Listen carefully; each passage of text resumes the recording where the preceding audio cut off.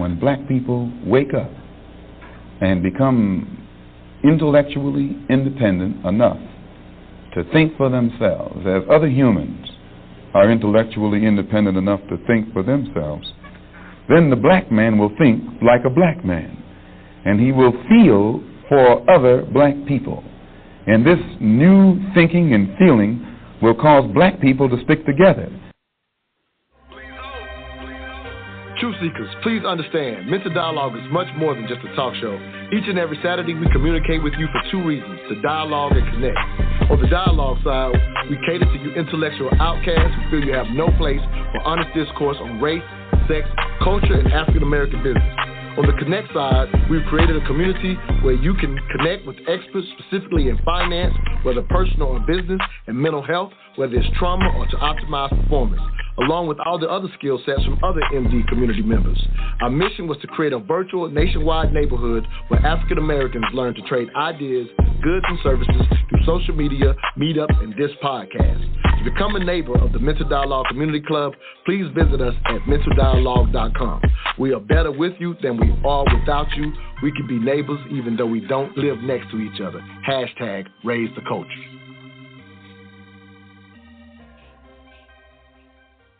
Good morning to all the intellectual outcasts out there listening.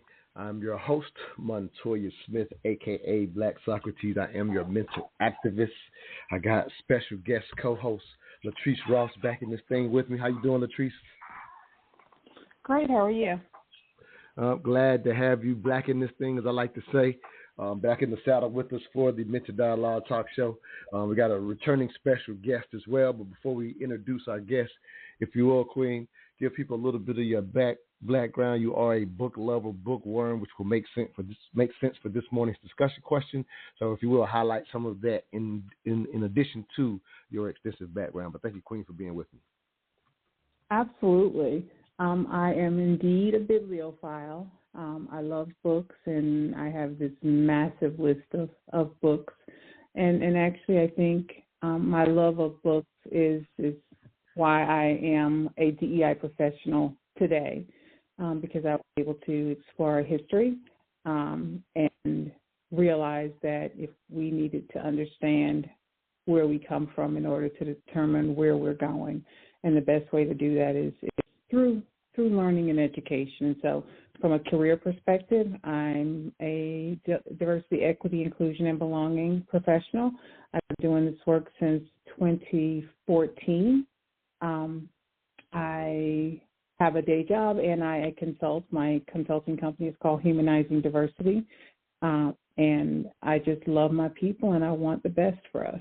And I'm ready to dig into today's topic. Absolutely. And without further ado, Brother Unc, a.k.a. Bobby Banger, if you will. King, thank you for being on this thing. You are an author as well, so you can definitely highlight that and give whatever background you want to give. But I think you and I, met years ago, and all we ever did was argue over what was in said book. Again, I'm kind of teasing the actual discussion question, which I haven't let the cat out the bag on that yet. But if you will, share your background, and then we'll get into this morning's discussion question. Thank you for being with us, King. Okay, thanks for having me on. Yes, good morning to the sister, too. Good morning. Well, basically, it's always been about understanding, just like the sister said, just understanding your reality and where you're at and how you would navigate that reality. And so for me, it always was about books and reading. Whether it's a good book or a bad book, eventually you'll learn how to choose proper books. And so just my background is just basically been in the street. So I grew up in different types of neighborhoods, and I navigated through that. I had 1 year at college. That I found that not to be enough, and I just navigated through the streets of Baltimore, Maryland.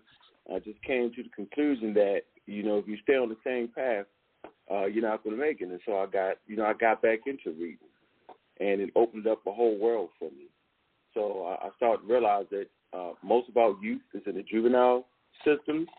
They're actually illiterate. Once I realized that, it's been my mission to, promote reading and promote African Americans to just having books around the house. So, that's basically my story. No, I love it, man. You have one of the most extensive libraries I've ever seen. You're definitely a well-read brother, if you will. And so you're perfect for this morning's discussion question. If you are a first-time listener, we'll go by Black Socrates. So we take the Socratic method to all these hard questions on race, sex, and culture. And the idea is if we ask the right questions, maybe we can get some answers that'll help us out. And so this morning's discussion question is, what books should be required reading for Black folks?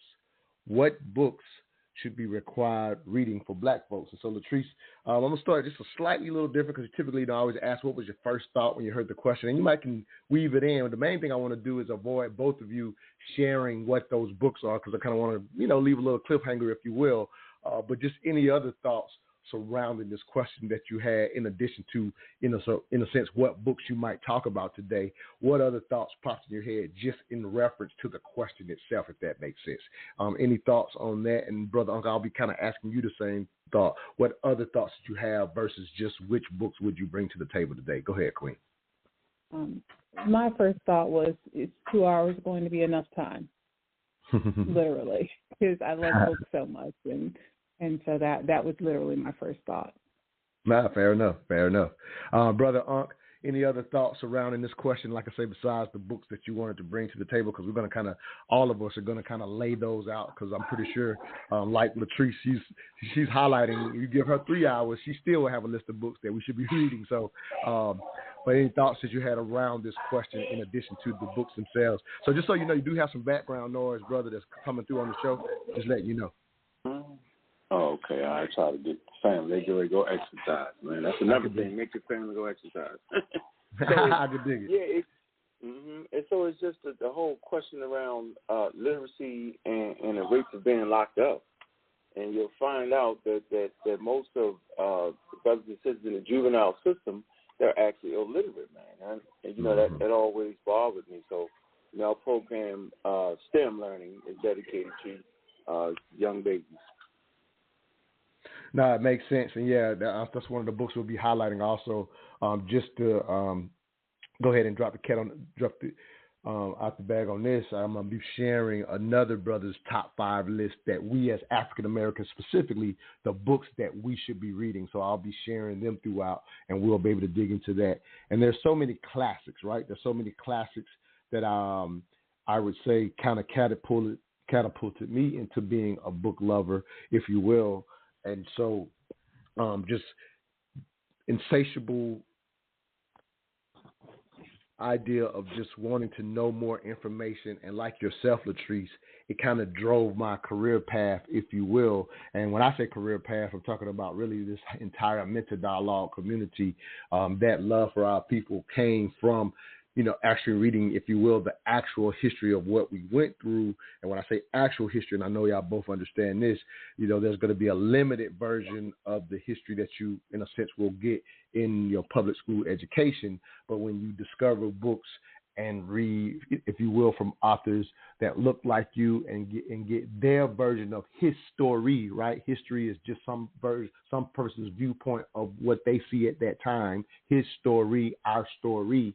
And so when I found books, I was able to get a much more vivid view than just what I got in the boring history class that was just requiring me to remember dates and particular names. When I started reading for myself, like yourself, Latrice, it drove a love for my people, if you will. And so I ended up going into the military for 6 years and, in a sense, tried to go into corporate sales and things of that nature. But I always had this fire to do something for my people, and it literally sparked what now is the Mental Dialogue Community Club, which just started as just a hobby in barbershops, just so that I could have more of these discussions, because I couldn't get those discussions at the time in my career field and things of that nature. And that hobby in the barbershop turned into now what we have is the Mental Dialogue Community Club.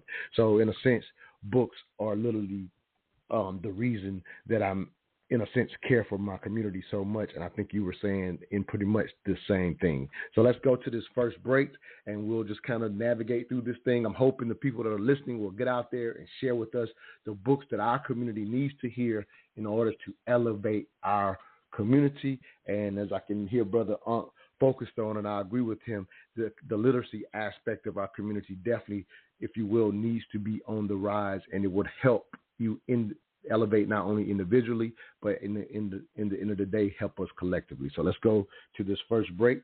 When we come back, we'll get hot and heavy into this morning's discussion. What books should be required reading for Black folks?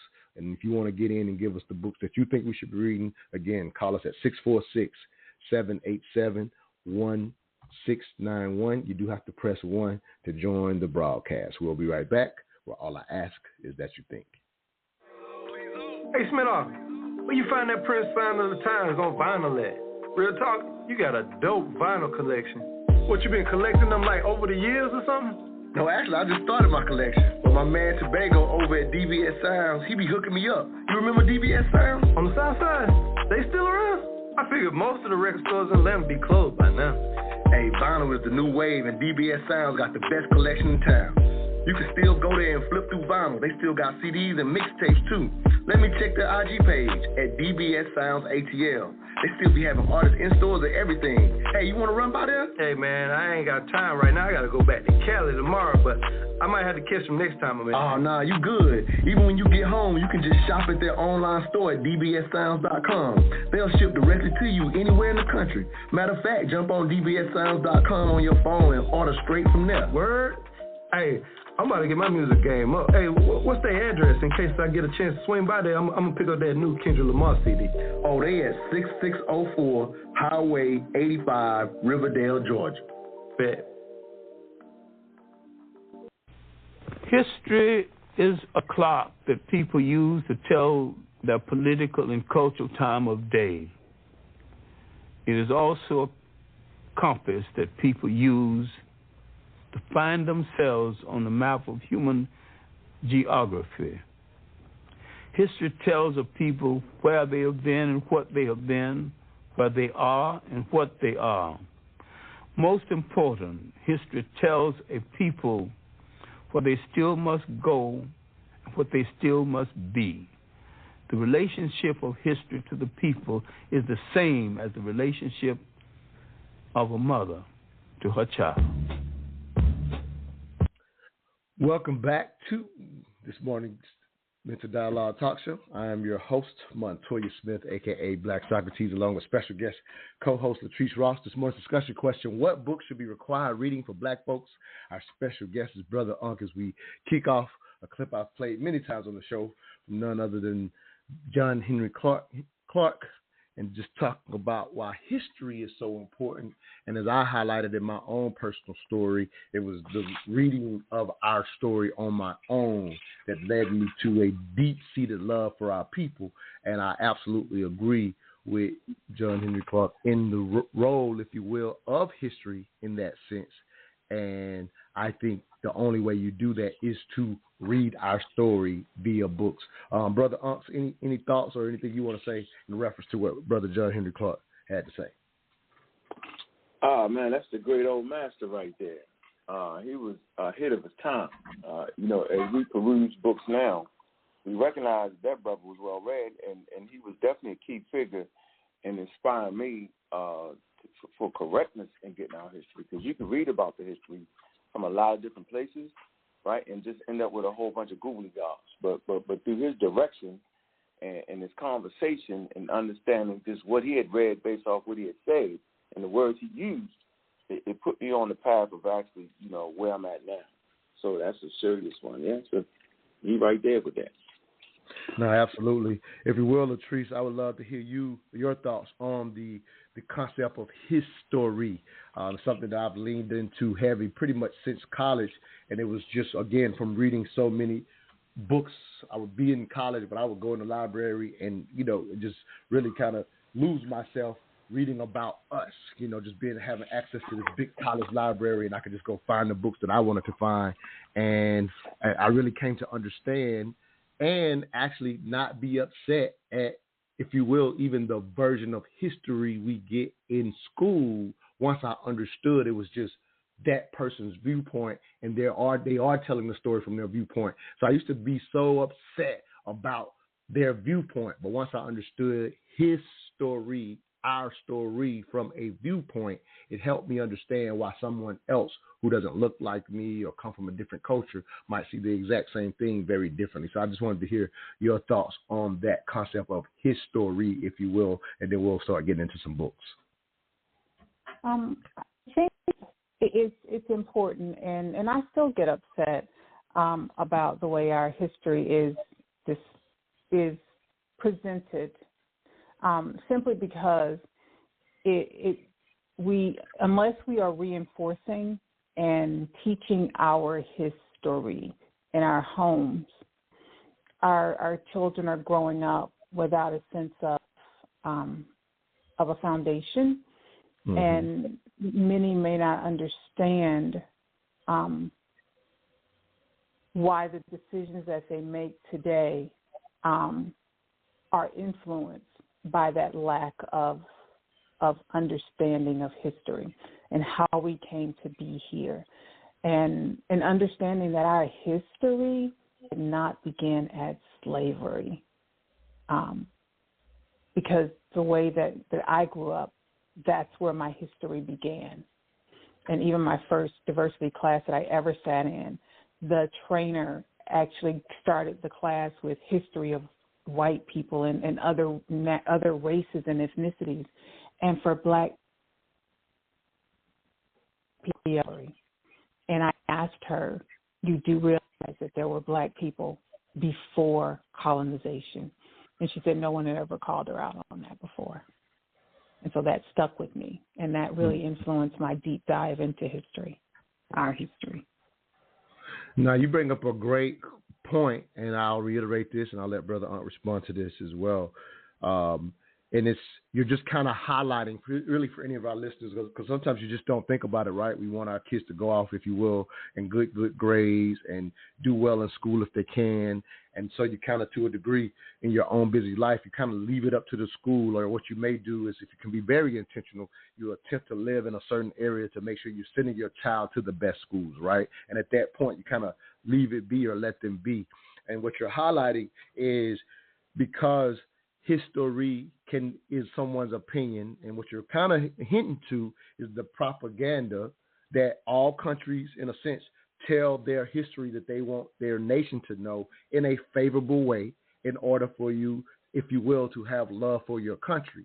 Which I think what I know you're alluding to is highlighting being aware of that agenda, and quite often is why I remind the community club and our listeners that it becomes super necessary to supplement specifically the history you will get in public education, knowing how it will be used.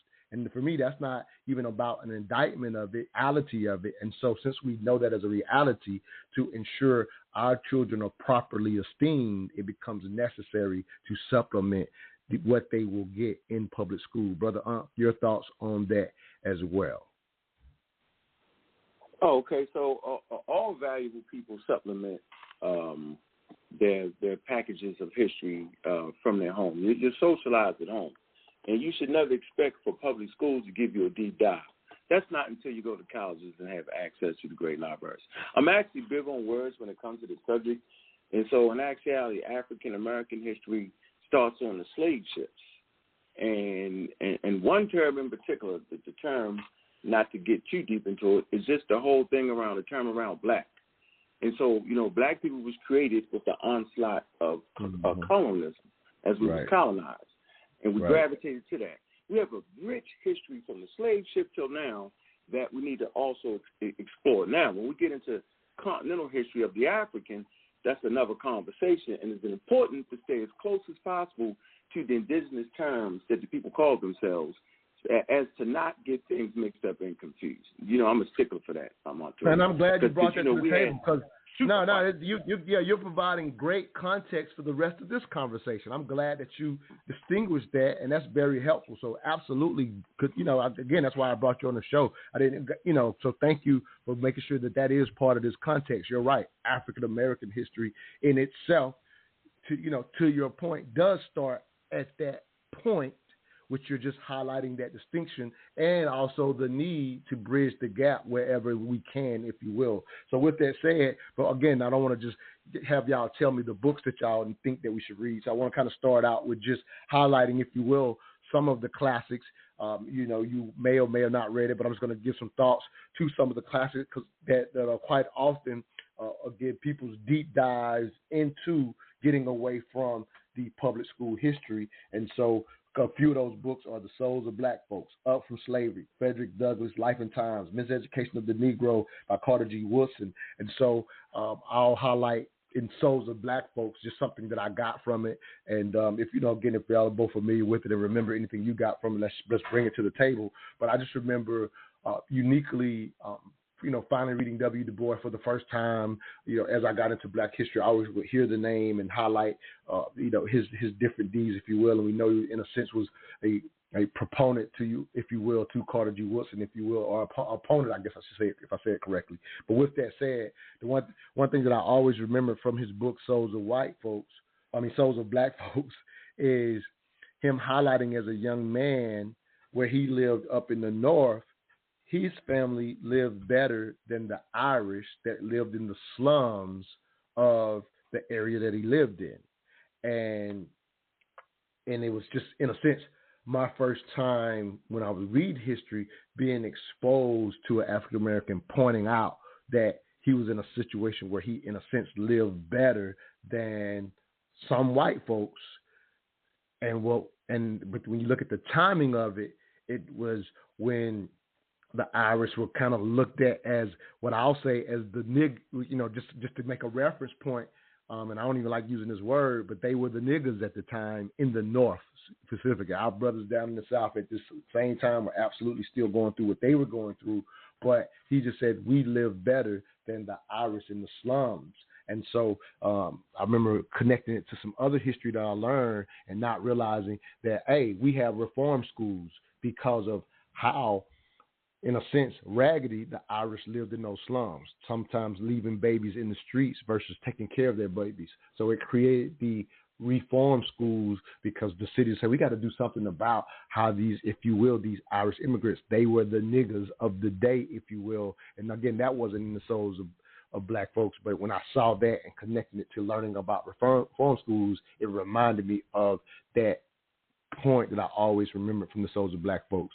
Brother Unc, any thoughts on what I'm saying? I'm assuming you probably, you've read so many books. I'm pretty sure you're familiar with that book as well. Your thoughts, Ken? Nope, I'm familiar with the book, and nope, I haven't read it. And that's how many books we have in the world. And that's why I always stay in contact with you, Montoya. What's that, the last 15 years? Just to hear you talk about that right there. Just to hear you I think I'm going to wait till I'm about maybe 60, and I'm going to get on that right there. No, I love it. And I love what you just said. Because I've said this to you personally before. I said the beauty of having a circle of friends like you is we don't have to read every book because we have one another. So I love that. Any thoughts, Latrice, just a thought that I remember from one of the classics? Latrice, did we lose you?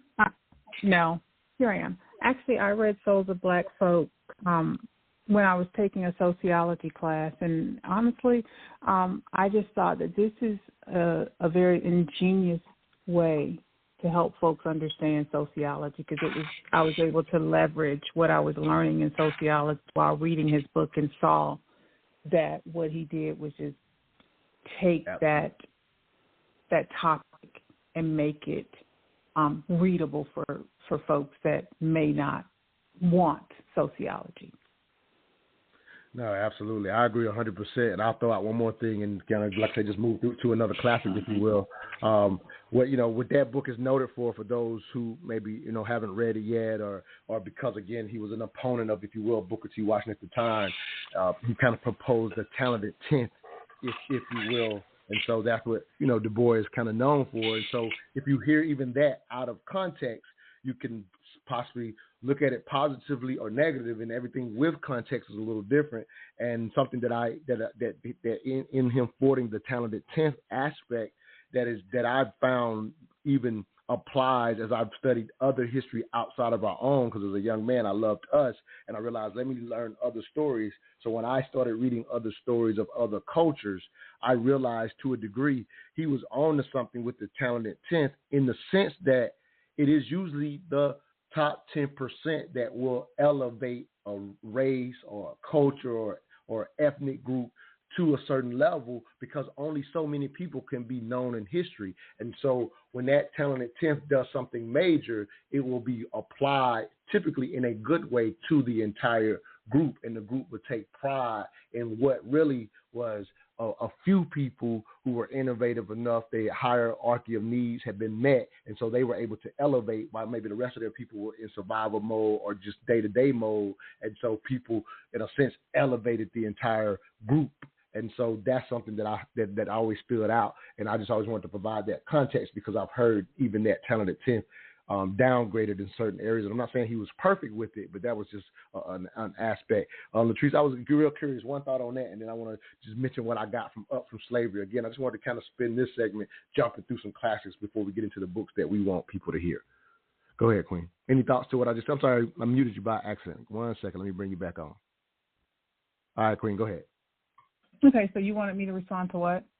I was just saying, I know you read the book, so I was just highlighting sometimes that Talented 10th is looked down upon, and I was just trying to give some context that I've seen it play out in all groups once I started reading other histories. And so I thought he was on to something, where some people kind of use it to denigrate Du Bois. I actually see it something that plays out for all cultures.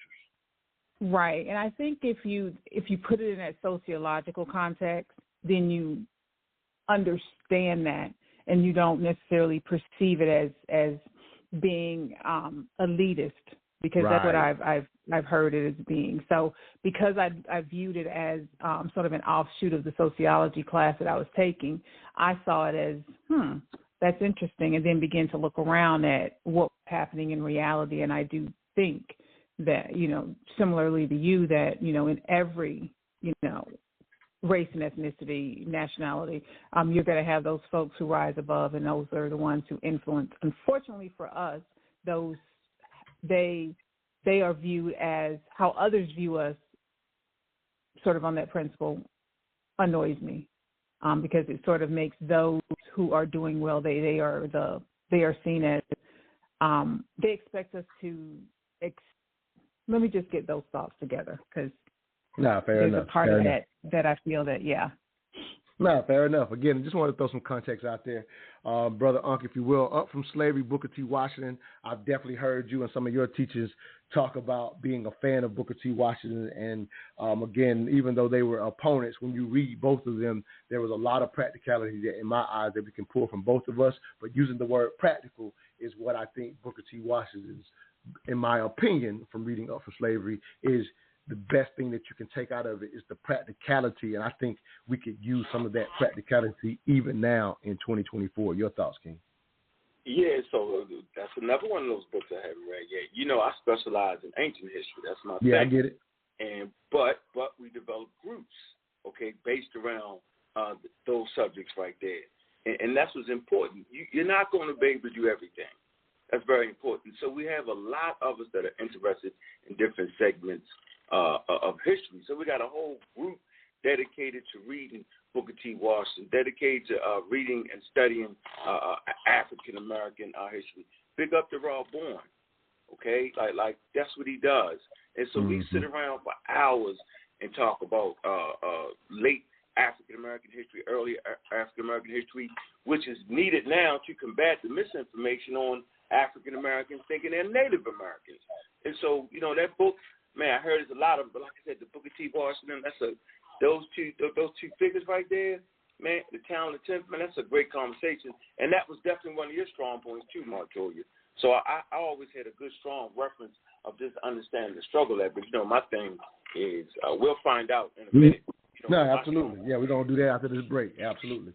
And then, and I want to highlight again, as them being opponents, a big, we kind of understand that Booker T. Washington is behind Tuskegee. So a lot of our HBCUs, in a sense, follow his model, and to this day, really got us into, if you will, like, agriculture and farming, which was an opportunity to kind of lead in industries where we already had some skill set, but he actually increased the knowledge in that space. And a lot of African Americans were able to build lives for themselves on Booker T. Washington's practicality. And so a lot of anytime you see AT&T, that is a Booker T. Washington model for our HBCUs, and the model of, here's a reality, him understanding how to raise the money for those schools is why you also see a lot of money that went into the start of those schools, to include the Spelmans, to include the Morehouses.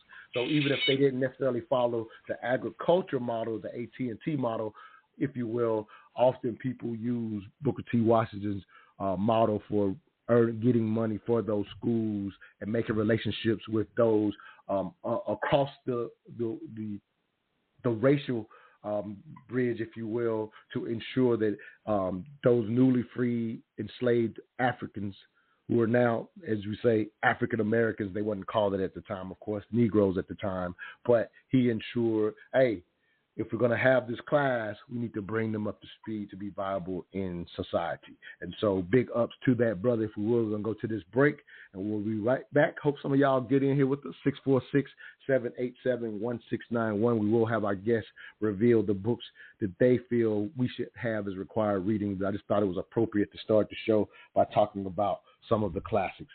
All right, y'all, we'll be right back.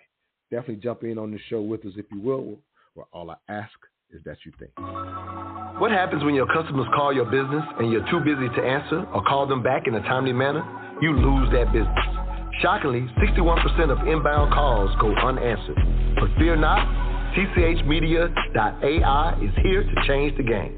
We specialize in capturing, nurturing, and converting your prospects into loyal customers.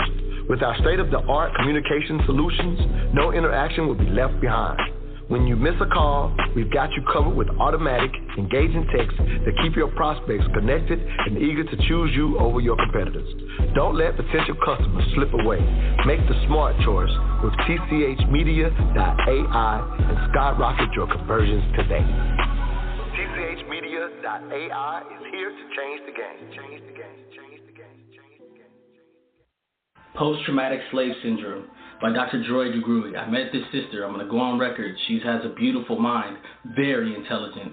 She goes back and she analyzes the behaviors that black people had to use to survive through slavery and how those behaviors still exist in our culture today. So I'm not going to give you any spoilers on this book. Go pick it up.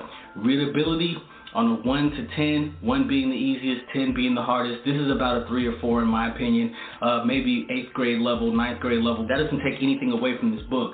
She wanted this book to be able to be read by people on all levels, from middle school all the way up. I'm in college and I love this book. I'll read it again. Keep it with me. Post-Traumatic Slave Syndrome by Dr. Joy DeGruy, America's Legacy of Enduring Injury and Healing. All right, so go pick that up.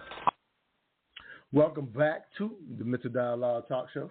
I'm your host, Montoya Smith, a.k.a. Black Socrates, along with special guest co-host Latrice Ross. This morning's discussion question: what books should be required reading for black folks?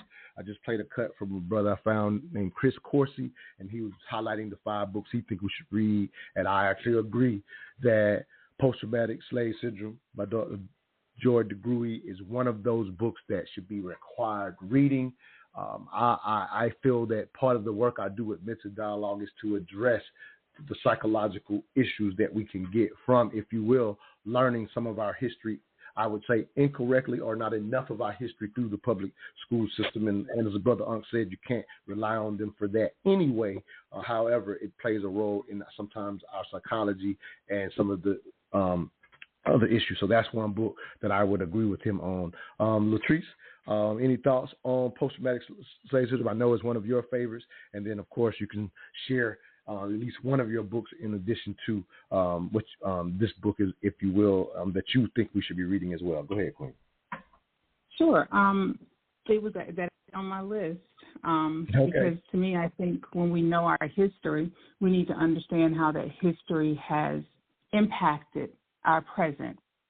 And so to add to that book, there is a book that I use as a part of research for the book that I'm working on, and it's called My Grandmother's Hands, Racialized Trauma and the Pathways to Mending Our Hearts and Bodies, because this sort of takes, in a sense, that Dr. Joy DeGruyd's work and sort of makes it, creates opportunities for us to engage in activities where we can begin to heal ourselves from the racial trauma that we have as a result of being Black in a country that does not want us here. So that one's on my list. That one's a new addition to my list. Say the name of it one more time. I just want to make sure I caught it. My Grandmother's Hands. Okay. And then sort of the subtitle is Racialized Trauma and the Pathways to Mending Our Hearts and Bodies. Now, definitely any supplements to Joy DeGruy is major because, again, I think the sister, she made a palatable book of psychology, for one, for us to understand, if you will, and to a degree, I actually, again, allude that a lot of my work comes from her book, and Mental Dialogue is kind of created with that concept. I always say if we can improve the conversation inside of our own head, then we'll be better, and therefore our community is better. But a lot of that comes from me understanding what I learned out of her book, Post-Traumatic Slave Syndrome. So that's definitely a book that – go ahead, Queen, please. Yeah, and so this book gives you doable things to begin to practice self-healing. So. Nice. No, I love it. Love it. Love it. All right, Brother Unc, any book you want to bring to the table? Again, I thought the one that Chris Coursey put in his list was one that definitely needs to be foundational. If you have not read it and you're a listener out there, definitely recommend it. But, yeah, any book you want to bring to the table, brother? All right, I want to read one little excerpt out of it. It's my favorite book, and I think all African Americans should have this book, and I read it once a year. It's titled Destruction of Black Civilization, Great Issues of Race, from 4500 BCE to 2000 AD by Chancellor Waits. Man, great book. You haven't heard of it. So this piece right here is essential to understanding who you are. Right here, he says, now he's talking about the Department of Ministries for the Muslims. And he's talking about an African clan, tribe, a nation called the Mafi. It says they were highly important, the ministry of the Muslims, for unlike many other African societies, the migrating Mafis had learned something from history, the blacks in their relations with the Arabs and the Berber peoples. No foreigners could settle in the Mafi territory, but since the Mafis themselves were great traders, they needed far-flung outlets which the Muslims everywhere controlled. Muslim traders were therefore admitted into the country under strict supervision of the Ministry of the Muslims, for all activities was restricted to trade. The religion of Islam was rejected. The conversion to both teachings and religion forbidden. It says, in short, the Mafi saw Islam and Christianity as the white man's vehicle of conquest. It was the only black nation in time to see this. Indeed, the Mafi prophecy held that when the first when the first white man appeared in the land, the nation would die.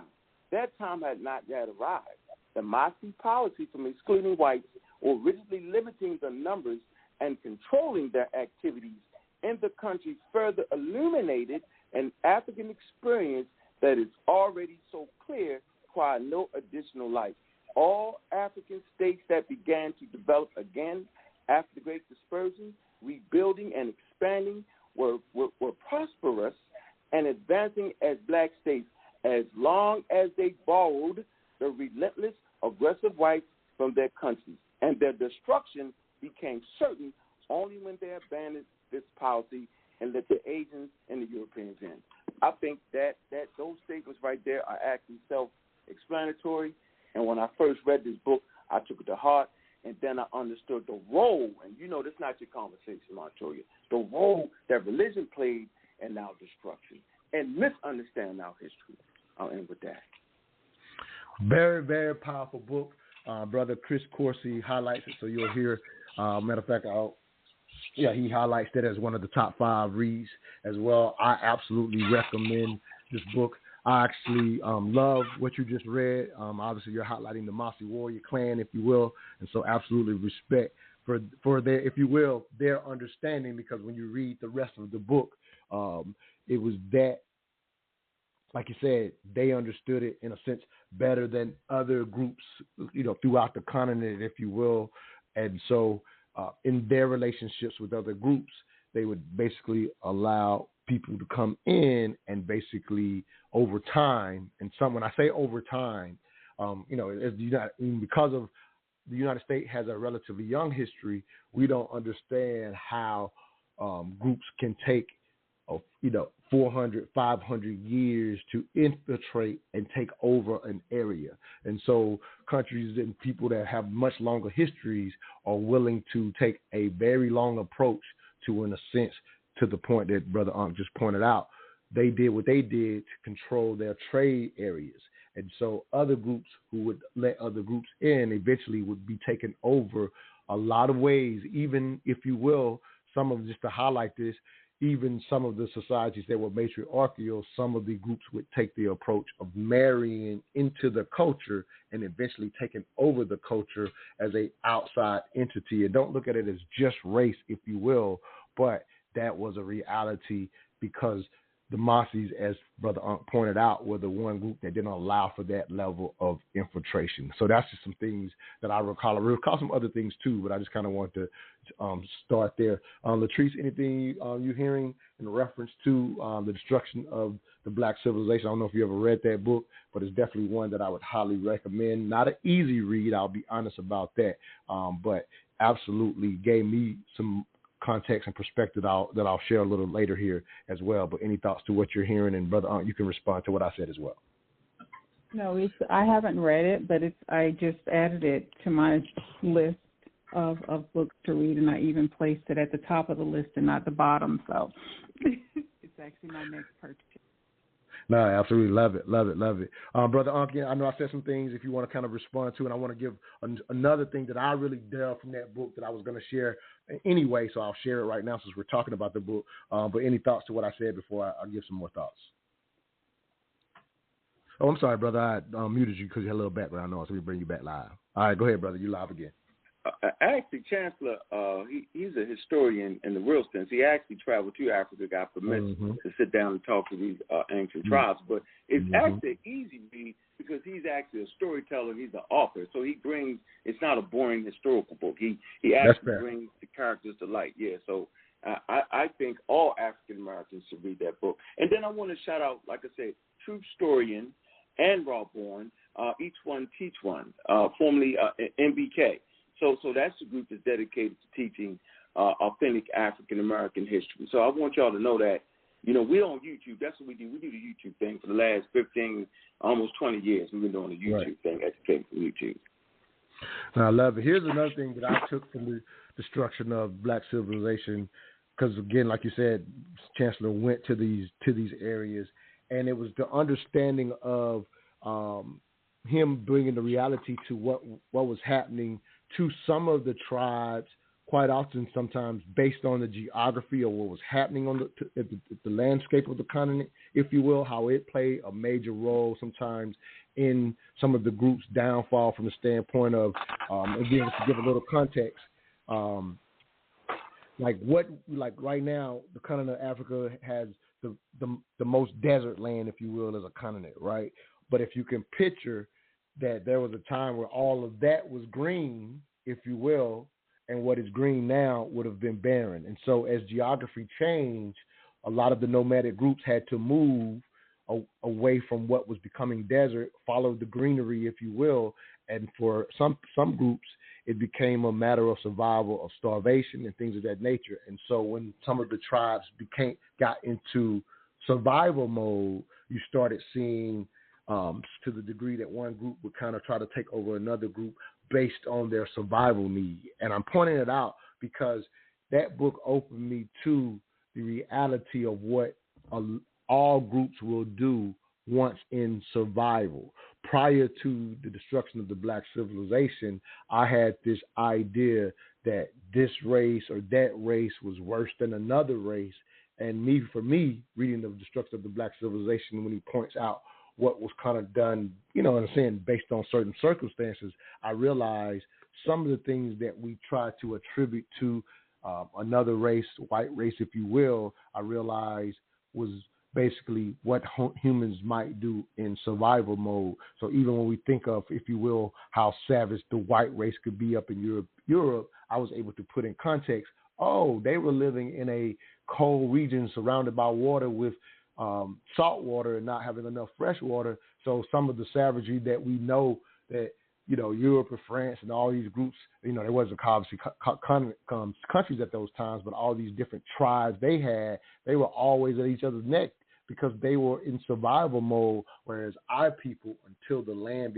started becoming barren and becoming desert, we were able to live in harmony because we were not in survival mode. And the Destruction of Black Civilization kind of opened my eye to, okay, that can change just once the landscape could change, and then see our groups battle, get into some of that savagery just based on survival. So it was eye-opening for me. Brother Ankh, any thoughts on that? Let me bring you back live again, brother. Okay. Yeah, so it really teaches you, it gives you the real story, not the floating across the Sahara story where we think that the African is one people. That's not, it's not a reality. Exactly. It's like Europeans aren't one people. You don't classify the French, the Belgium as one people. You give them their own separate agency. And I think this was a mistake early on of mine until I got into the reading of the book, is that each one of these African nations, great or poor, whatever, they had their own agency, and the way they solved problems were unique and different based off of their ecology.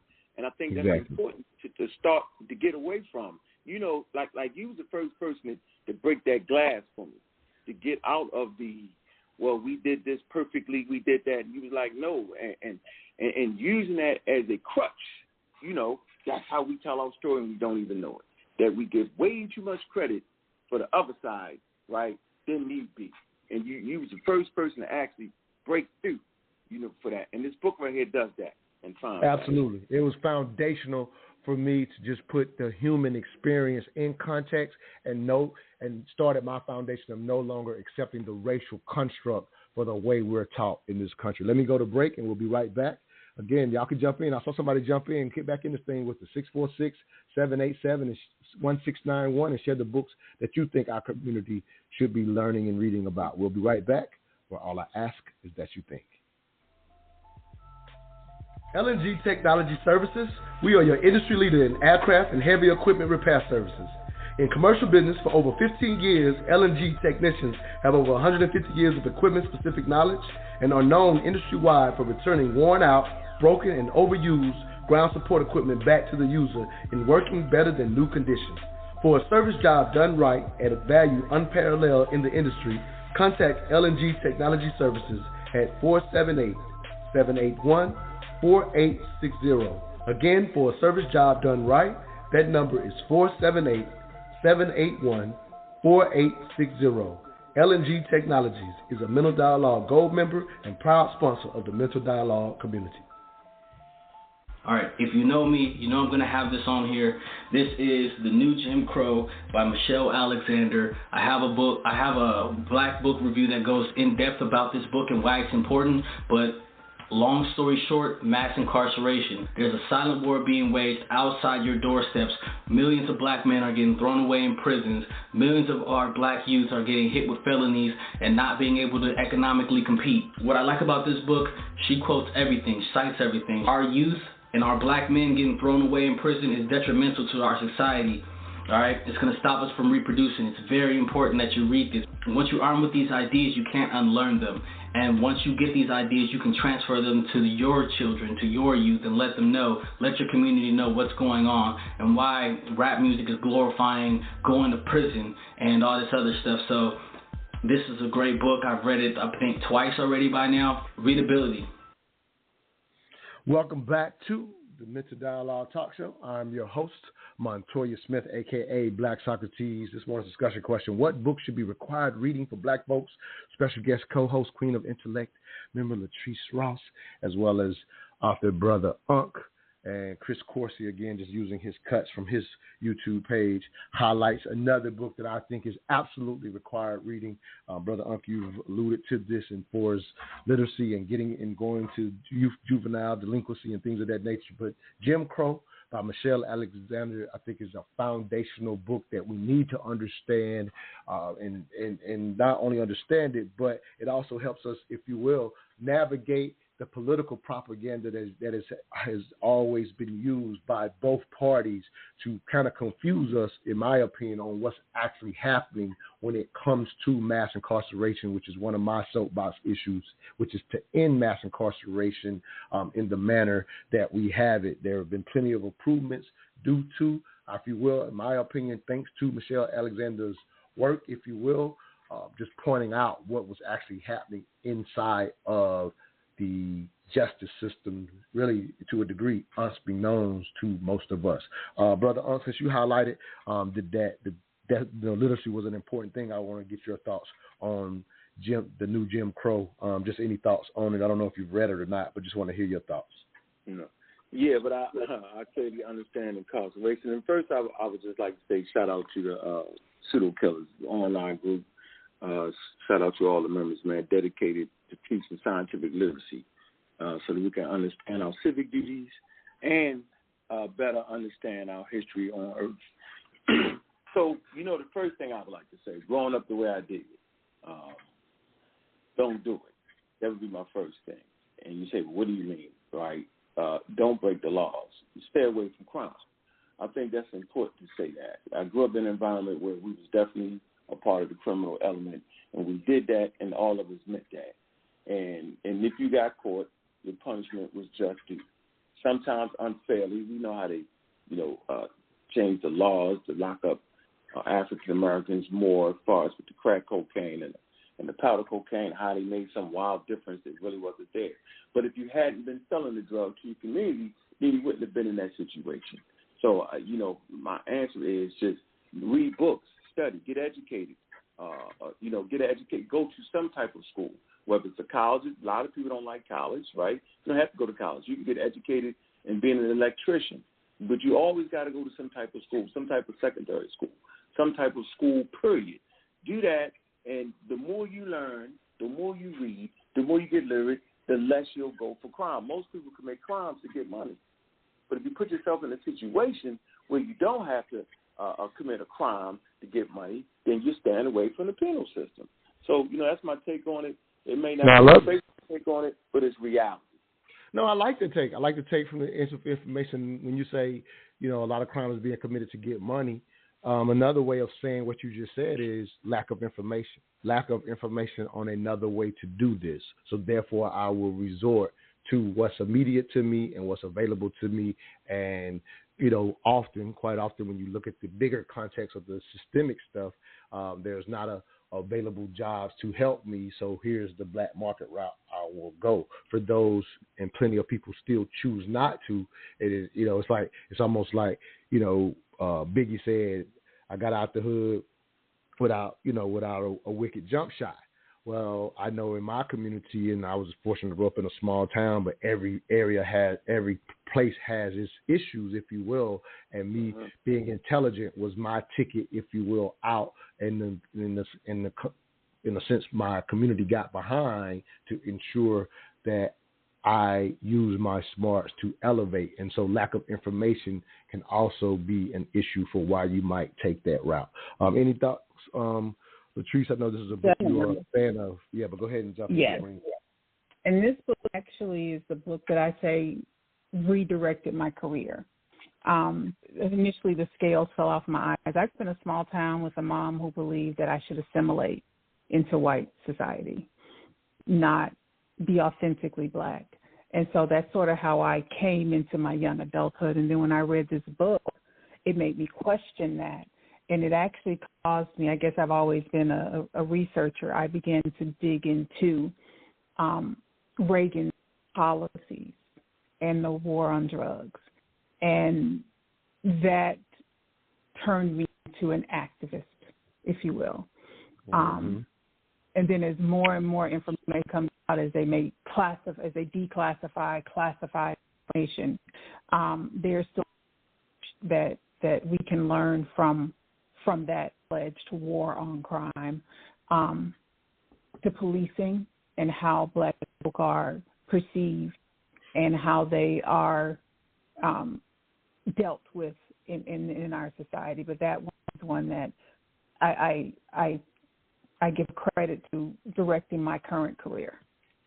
No, I love it. And I personally look at that book as it was kind of from just her being able to line up and explain what was going on systemically with the drug war, which I kind of remind people actually started in 1968, well before people realized it, if you will, with President Nixon. And then she doesn't make reference to that, just as giving a little more history and context to even her book. But what I understood and love about the book is I feel like it catapults a lot of even, some people I know to, in a sense, become lawyers to work against that system. A lot of the prison reform, I think, is created because her book is kind of the Bible to lay out, oh, damn, we didn't realize this was happening on this level to this degree, all for the finances of, if you will, the private prison system and things of that nature. She was able to kind of give us a succinct book for anybody that says, you know what, now that I see this, let's see if we can fight this the whole time along the way. And so examples of this, and this is just me highlighting this because we're in political season, but we're in the middle of a political season and right before an election, but just highlighting that, now we can see the documentaries that are using her information that highlights the difference in what, how crack was sentenced versus how cocaine was sentenced. And sometimes people don't put the context that the change of getting that right again and not having that disparity exist actually came from political moves to say, Michelle Alexander exposes me to this thing. Now people go and put reform up and say, this is not fair. And I remember, signing even petitions to change the Rockefeller laws with the disparity between, crack and cocaine. That was, crack cocaine and powdered cocaine. That's something that, I actively, as an activist, participated in, being led by others, Russell Simmons, Dr. Boyce Watkins, and things of that nature were leading, causes on certain things, but these all took political action to make the changes. Otherwise, the book would just be in place and nothing would have changed. And we know there's still issues. We're still getting 20% higher sentencing for the same crimes. To Brother Unk's point, don't do the crime. However, we still should fight the fact that a black person being sentenced should not have 20% longer sentencing, especially if that man is a father and, could do 8 years, but now has to do 10 years. That's 2 years sooner to get back to their family. So I'm just putting a lot of things in context because I am a big advocate for that book as, in a sense, the Bible for a lot of the reforms that we are fighting for, and it takes political action in addition to the knowledge of the book. So I'm just adding that context. Latrice, any thoughts to that as well? No, I absolutely agree. It's definitely been a seminal book in bringing about change. And it, to me, when we're talking about literary reading, this book highlights why we need to read about us and dig into the theories that our people research into light so that we can understand how we got to this place, because we are in a political season now, how we got where we are today. And what factors seemingly beyond our control contributed to that. And that, not to lead in, but so one of my books, and this would be because he's my intellectual crush, Eddie Glaude. I love Eddie Glaude. Begin Again. Because we are in a political season, and it is, there's darkness. For me, I actually have to go back to the book because the way that Dr. Glaude uses words and puts his words together gives us hope, in a sense, that we can move beyond this. And there was a quote, I had to go find it. Always words can sound as if he's throwing away millions of Americans and declaring them irrelevant to the life and future of our democracy. It's easy to read him that way, and sometimes when his rage boils, he might actually mean it, but in the end, he see that whiteness as an identity was a moral choice or the world based on ugly things. And people can, if they want to, choose to be better. We need only build a world where that choice can be made with relative ease. If we, and I mean all of us who are committed to a new America, organize and fight with every ounce of energy we have to found an America free from the categories that bind our feet, implement policies that remedy generations-old injustices, and demonstrate in our living and political arrangements the value that every human is sacred. Oh, my goodness. That quote is so perfect for the top of the hour. I absolutely am a big fan of Eddie Glaude and Begin Again. I love that book, so thank you for that perfect quote as we go to this next break. Come on, y'all join us. I saw somebody jump back in this thing and give us your books or whatever, but Begin Again is a must-read. Big fan of Baldwin, and he is as well, so you got to go read Begin Again. That quote is perfect, and that speaks to all of us, not just our community, if you will. We'll be right back. You're listening to the Mental Dialogue Talk Show, where all I ask is that you think. Babe, where did you get that hat and t-shirt? I like that. Oh, I got this at moneymotivation.com. It's fresh, right? Yes, and I love the message on it too.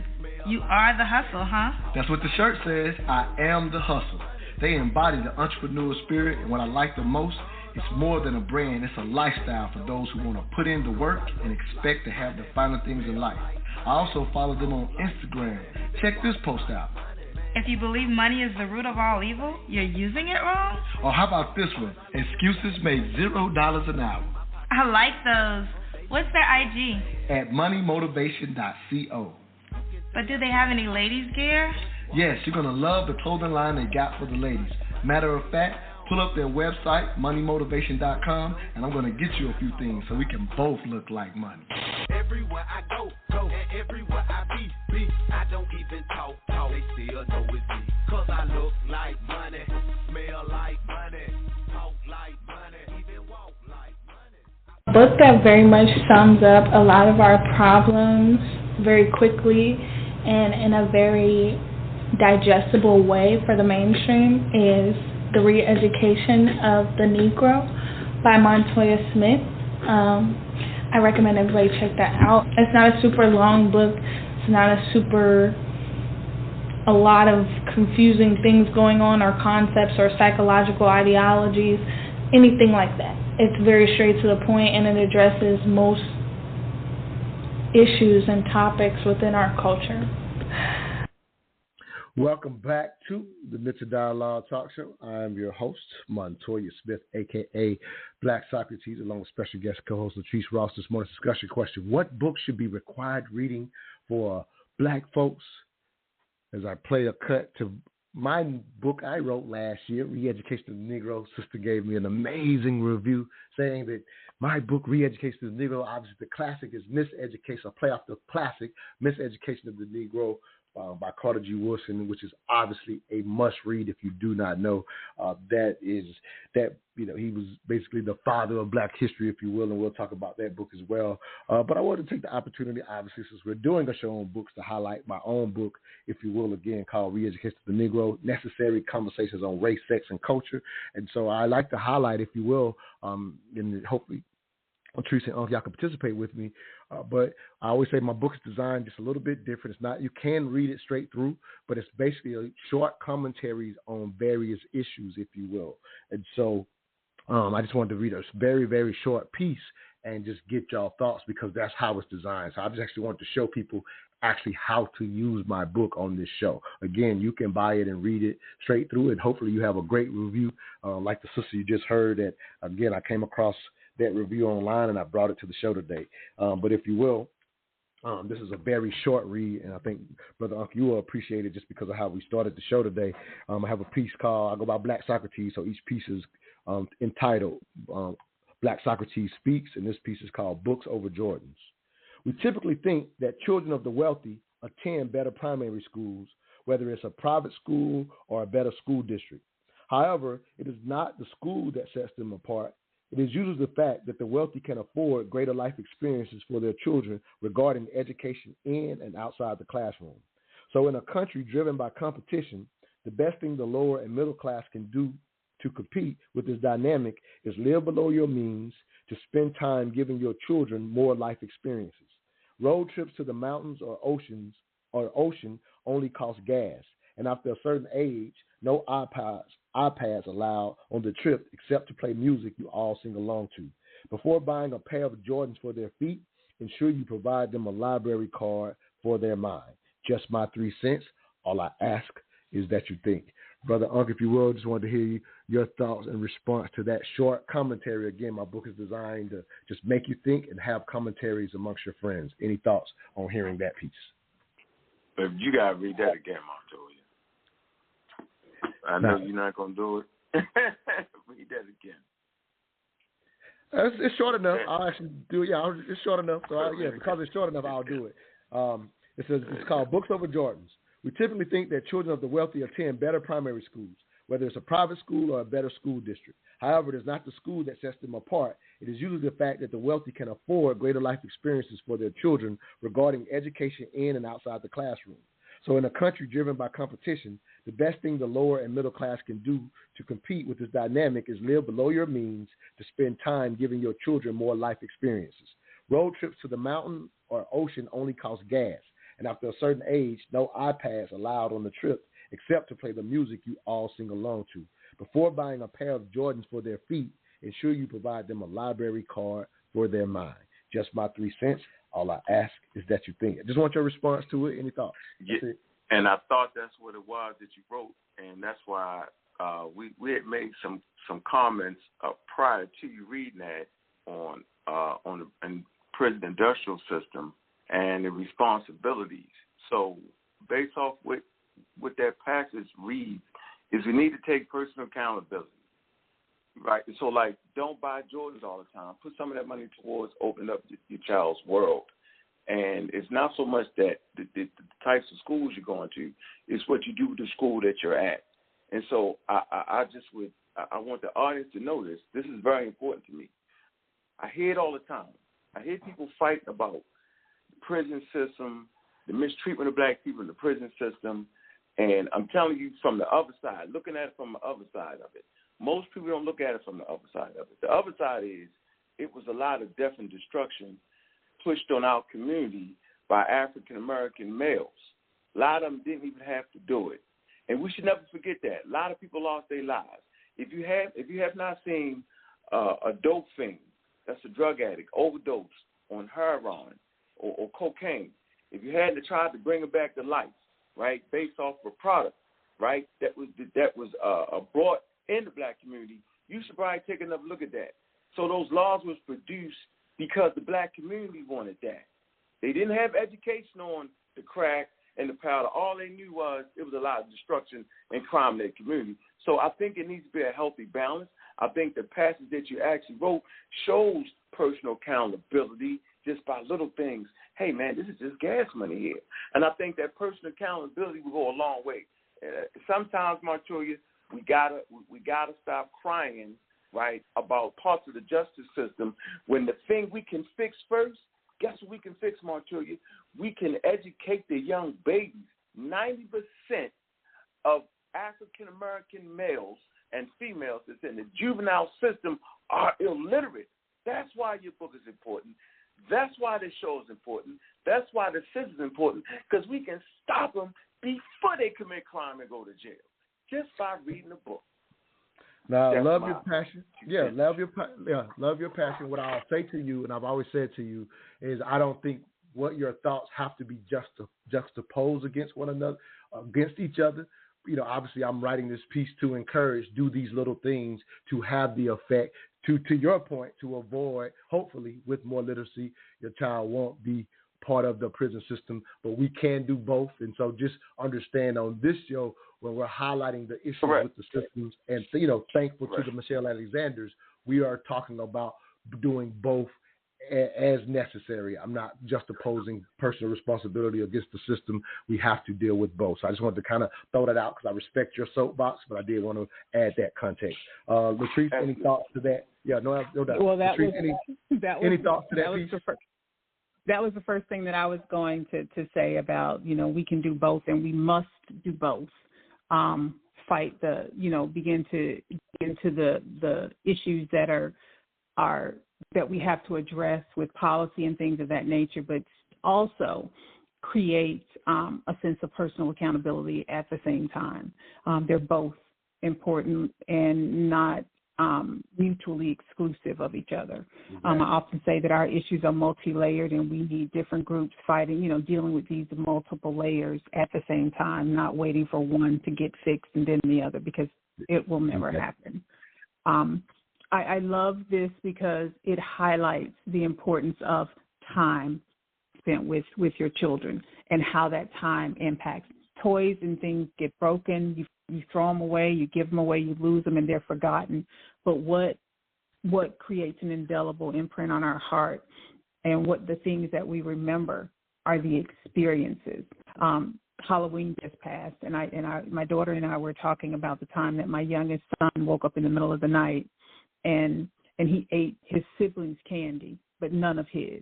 And so it was that experience of them waking up and wanting to fight him because all their candy was gone. And so it was just that experience that came to mind. And I called my kids, and we all laughed about that because everybody remembered. They remembered what it felt like waking up and going to their little bucket of candy and it being gone. So it highlights so much. And oftentimes our community, we get so caught up with economics, we don't think about the experience. We think about, if I give my kids the things that I didn't have, they're going to be better. So I got to work extra hard, more overtime, so I can give my kids these things. And the thing that we give up when we do that are those experiences. Yeah, what popped in my head thinking of that cool experience, like you said, what is it your children remember? And this is just an idea that popped in my head because in that piece I highlight, it only costs gas to go to the ocean, right? It only costs gas to go to the mountains or whatever. What popped in my head is just an additional idea. It's take your kids and say, let's read a book while putting our feet in the water at the lake. I'm just saying, just like a little cool, super idea that'll make them like want to be readers because my mom read with me with my feet in the lake. And again, it just popped in my head. Mm-hmm. But the bigger point is to remember, to Brother Unk's point, literacy and the role it plays in the trajectory of our children. It's something that most of us know. We want our children to do good in school. Well, one of the best ways you can give them a head start is show them that your attempt to read will give them the head start because they will want to read. And so it's just so many ways that you can factor in and improve your children's lives regardless of what class you are in. And as I highlighted in the book, quite often we say, oh, they went to better, the wealthy went to better schools or whatever. Really, it's usually all of the exposure that they're able to provide, oftentimes because of their money, but we can provide a lot of exposure too. We just have to think outside the box. So that's obviously the ode to that piece, Books Over Jordan. Brother Unk, what's another book you would recommend as required reading for Black folks? And then I'll shoot back to you, Latrice, on your next books that you think we should be reading.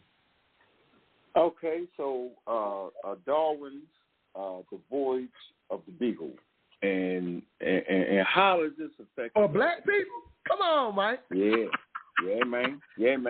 Okay, so I'm always big at a root problem, right? If you don't tear something out the ground from its root, it's gonna keep growing and fostering, right? And so, why is Darwin so important? Why is this book? Because first of all, it was a scientific exploration, and he circumnavigated the globe. And as he circumnavigated the globe, he ran into people of color in different places. And based off his scientific exploration and based off him categorizing different groups of people, guess what he recognized? He recognized at a time where European races thought that Africans and people of color were subhuman. He comes back with the scientific information to verify and prove that, wait a minute, they're not only on par with the rest of humanity, that they are fully human, and he developed a scientific theory that would prove and verify that Africans, humans start in Africa. See, that's Charles. When you say out of Africa and the origins of humanity is in Africa, that's Charles Darwin. So out of that, reading that book, he puts together the scientific information to prove and verify that, one, Africans come from Africa, all humans come from Africa, and Africans aren't subpar, and they're not subhuman, and they're just like everybody else. This is the catalyst, right, to start to push laws and documentation that would prove that slavery was wild, right?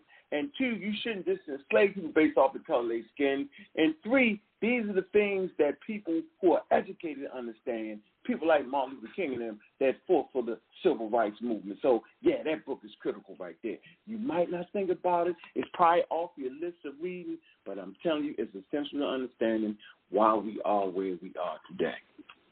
I love that. Love bringing that to the table. And what I always like to highlight, you know, I've been on some of your broadcasts backing you up because I've read some of the Darwin stuff as well. But I've backed you up on this concept. And a lot of times we miss it when we don't apply, as you love to, is something that you're a big advocate for, scientific literacy to our conversations. And so what I've highlighted, and you've done it as well, is when pseudoscience was pushing the inferiority aspect of Africans, it was actual science, the Darwins of the world, that had science that actually proved that they were using BS science, that it was methodology that it was able to negate the BS science that was actually being put in the school system, and all these studies highlighting and quote unquote proving that we were inferior. It was actually methodology and actual scientific literacy that actually negated that.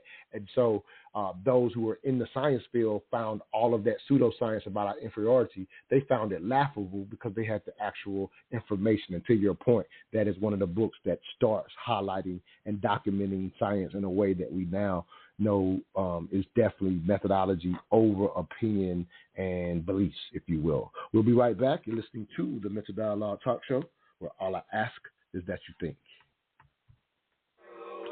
Hey, Smith-Off, where you find that Prince Sign of the Times on vinyl at? Real talk, you got a dope vinyl collection. What, you been collecting them like over the years or something? No, actually, I just started my collection. But my man Tobago over at DBS Sounds, he be hooking me up. You remember DBS Sounds? On the south side? They still around? I figured most of the record stores in Atlanta be closed by now. Hey, vinyl is the new wave, and DBS Sounds got the best collection in town. You can still go there and flip through vinyl. They still got CDs and mixtapes too. Let me check their IG page at DBS Sounds ATL. They still be having artists in stores and everything. Hey, you want to run by there? Hey, man, I ain't got time right now. I got to go back to Cali tomorrow, but I might have to catch them next time I'm in. Oh, nah, you good. Even when you get home, you can just shop at their online store at dbssounds.com. They'll ship directly to you anywhere in the country. Matter of fact, jump on dbssounds.com on your phone and order straight from there. Word? Hey, I'm about to get my music game up. Hey, what's their address in case I get a chance to swing by there? I'm going to pick up that new Kendrick Lamar CD.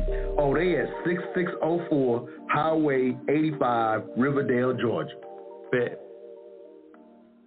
Our next book, Powernomics, by Dr. Claude Anderson. This book focuses on the economic aspects of what we need to do to keep the dollar in the black community and how to rebuild Black Wall Street, Tulsa, Oklahoma, Rosewood, these places of black economic growth. He doesn't leave anything on the table.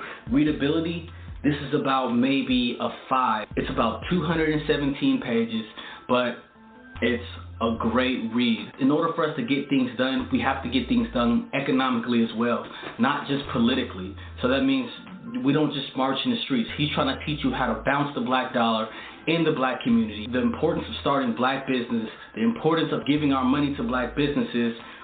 So I can't tell you how important this is. It's all about the dollar and why it's important in the black community.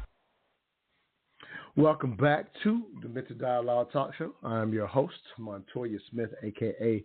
Black Socrates, along with special guest co-host Latrice Ross. This morning's discussion question: what books should be required reading for black folks? Special guest is Brother Unc, an author as well. Before we jump into that cut, another recommendation from Chris Corsi that we've been listening to his recommendations. Latrice, I wanted to hear, in a sense, the next book that you wanted to present, and then we'll talk about Powernomics after you present your book. Go ahead, Queen. All right, for sure. I was torn between two, so I'm going to go with The Stolen Wealth of Slavery, since you mentioned Powernomics. this book goes into it's done the research, and it basically creates the money trail from slavery to these U.S. corporations, global corporations that profited from from slavery. And a quote from that book, which really, this was in the introduction, but the breathing, grunting, heaving, sighing, lifting, running, entertaining, and dancing of black music and this perpetual labor is what built America and brought white vision, dream, and desire to life. Black muscle was the technology of white imagination. As much as possible, white ambition was transferred to black skin, skill, sinew, legs, buttocks, thighs, backs, heads, mouths, arms, fingers, and feet. The abuse of black muscle was routine. White sexual desire, but that one quote, as much as possible, white ambition was transferred to, and it just basically built the black body, black skin, skill, sinew, legs, etc. Amazing book. Is it because of the title? Is it one of the ones where sometimes we're able to go online and we'll find information that puts maybe some dollar amounts to what was made? Is that because of the title? I wonder, is that the source for some of that information? Because I'll see those numbers sometimes online. I wasn't familiar. I think I've vaguely heard of that book. I was wondering, is that book where some of that stuff maybe be getting sourced from online? I was just curious if you knew. It could be. It's a recent book. I think it was published this year or either last year. Okay. Yeah, that sounds take interesting. those dollars and connects them, sort of. A lot of folks don't want to know where the origins of this capital, but it sort of takes it back. So if this company A, this is how it got its wealth, and this is how much, and this is how it did so through slavery. Okay, so it's okay now. Okay, I get it. So that book now probably has sourced a lot of that and put it in a book that we can currently read. Because typically you have to find that stuff sporadically, right? Like I've never seen it in one place. So I didn't know if it had been around for a while, but it sounds like it's taking that information and put it in context. Oh man, that is definitely something. I'm definitely putting that on my list. Brother, I wanted to jump into Chris Coursey's recommendation of Powernomics, which is something that I'll quite often still carry at the Mental Dialogue Experience. People could pick it up from me, if you will. I was a huge lover of this book as a young man. I was fortunate enough to have Dr. Claude Anderson on my show years ago. It was one of our most listened to shows. But I'll say, and again, it's just the process, and this is Mental Dialogue, so I'll say that as I've gotten to know some of my brothers that are understand economics and in finance, I'm not certain in that Powernomics, the book that, again, I have applauded for a majority or part of my life, but I'm now a little different on it because economically, I'm not sure that Powernomics is economically sound. I still 100% advocate buying black possible and as much as possible, but the idea of circling the dollar has been debunked, if you will, by Dr. Jared Bell, who found out the original concept for where that even came from, and it doesn't work out economically. And so a lot of times, again, this is not just to desecrate the book, it's just having an honest dialogue that I know Powernomics is often put up high up in our list of books we need to read. However, I would offer that it somewhat stagnates us on what actually works financially to build a community. Again, that's just a brief thought. I was curious your thoughts on Powernomics and just in general. I don't know. Again, it's not whether you've read the book, but I'm pretty sure you do feel that you definitely understand how much we love, and I still love Dr. Claude Anderson. But again, I think that's a misstep when it comes to how the economics of it works. Your thoughts, brother, if you will. I'm sorry, I might have had you. Yep, I had you muted again. I'm just trying to cut down on that background noise. All right, let me bring you back live. All right, brother, you live again. Go ahead. Oh, absolutely. That's definitely a book everybody should read. I've met the author, Dr. Claude Anderson, had him on the show a few times back in the Blog Talk days. And, yeah, good personality. He has a very good command and working knowledge of economics and how that should work in the black community. He often talks about how long money rotates in the black community, which is important. So, yeah, that's definitely a good read. And you need to have a book dealing with financial literacy. You have to have several books in your library on financial literacy. Absolutely. All right. So I don't know if you're listening to me, because I specifically said that circulating doesn't work. And I'm not saying you have to agree with me. Yeah, I never have agreed with you. Okay, yeah, that's fair. Yeah, I've never agreed with you. Nah, that's fair. Know, that's fair. But I'm just going to use an example. But the thought of it, though, Montoya, that's what I mean. I don't mean. I'm just saying basically. You're saying whether it works or not. I'm saying I think there's value to it, because I see it, like, for instance, with the Subway restaurants, right? A lot of them are owned by Indians, and they support their stores. That's all I was saying. So I think it's important to have support from your community. As far as the money turning around, I get it, but I think that's important to have people support you look like you. That's all. That's my real point of it. So you disagree with Clark. Yeah, and I'm going to get on my little soapbox right quick. Again, I just didn't know if you were responding to what I had said, so I was really calling you out because I didn't think you were responding to what I had said. Again, it's all good. But no, that's fair enough. And, it's not that we have to agree. That's not what we do here. But I do want to highlight, again, just to give a small context, because, again, I love the brother, but sometimes we can, again, all of us are guilty of this. We can kind of hold someone and esteem that to the degree that sometimes we're not willing to challenge or whatever. And so what I would highlight is me, you, and Latrice circulate $1 between us. We all have businesses. We're not able to use that $1 to elevate ourselves. And so what I would offer, that a lot of ethnicity and groups, or even as you use the Indians that are buying the subways, if you will, when I go in those subways, it's not that I see a bunch of Indians at the register. The point and how economics actually works is we use our skill set. The three of us use our skill sets, and we need to go collect dollars outside of our community and bring it back. And that's how you build up. So I just want to, again, Dr. Jared Bell has done a better job of debunking the circulation of the dollar is the one point that I'm highlighting out. But Powernomics definitely plays a role in why I still, if you will, advocate to buy black as much as possible. I even ended the book, Re-Education of the Negro, with the Buying Black Manifesto, and I'll still give credit to Dr.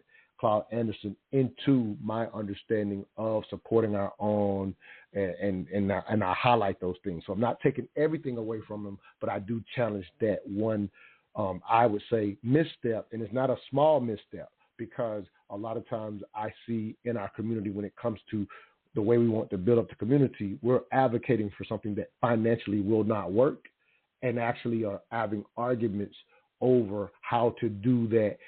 And for example, there's this idea of do for ourselves and get it on our own. And some people will conceptualize that as if there's no need for politics, not understanding that the very Indians you just spoke about, they're taking advantage of a certain type of visa and a proclivity to move into a certain industry because they understand the politics of how to get those subways. So that's kind of where I'm getting on my soapbox to challenge that concept, because we even think our Black Wall Streets did it on their own. They actually did it within the system, using the tax system, and successfully supported their own, which is very natural. We'll go as far as to say, and I've even heard Dr. Claude Anderson say this, we'll go as far as to say we do not support our own. That is factually not true. If I go to the west end of Atlanta right now, it is all Black-owned businesses. I don't see nothing but Black people in there. So we will conceptualize something from a bad economic theory and actually indict ourselves psychologically in a way that is unfair. So again, I'm just on my soapbox. Latrice, any thoughts to what I said on that? You and I have actually had that conversation about the book and that very same idea of money circulating in the Black community. And I think because it takes away from the credibility, I think it belongs on the list simply from a historical, symbolic perspective, because of who Dr. Claude Anderson has been to our community, but not necessarily from a factual, let's pick this up and do for our community. No, again, it's just we're Mental Dialogue. We want to be able to have those challenges and have those discussions. For the caller that just got in, if you want to give us your books that we should be reading as an African American community, please press 1 if you're calling just to listen. No problem, but we do need you to press 1 if you're wanting to join our conversation. Again, I did want to get on my soapbox. Again, it's not a personal attack to Dr. Claudette. And a lot of times when we revere our master teachers, we don't want to accept that, hey, there's something that could be wrong or something that could be challenged. Again, it's not that I'm asking anyone to agree. However, when I talk to my finance and economic people, they're like, that you have to bring the money from the outside, which is what we quite often will say, oh, well, look at this community. It's built up. No, they went and got the money and built it up. And so just understand we can do what works, and there's economic sound principles without fighting for something that economically, theoretically may not hold up.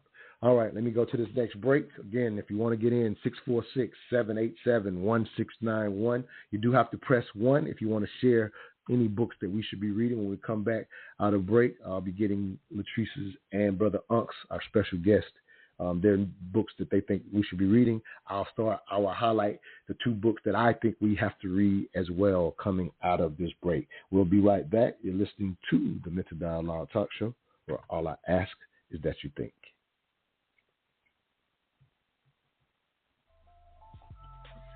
LNG Technology Services, we are your industry leader in aircraft and heavy equipment repair services.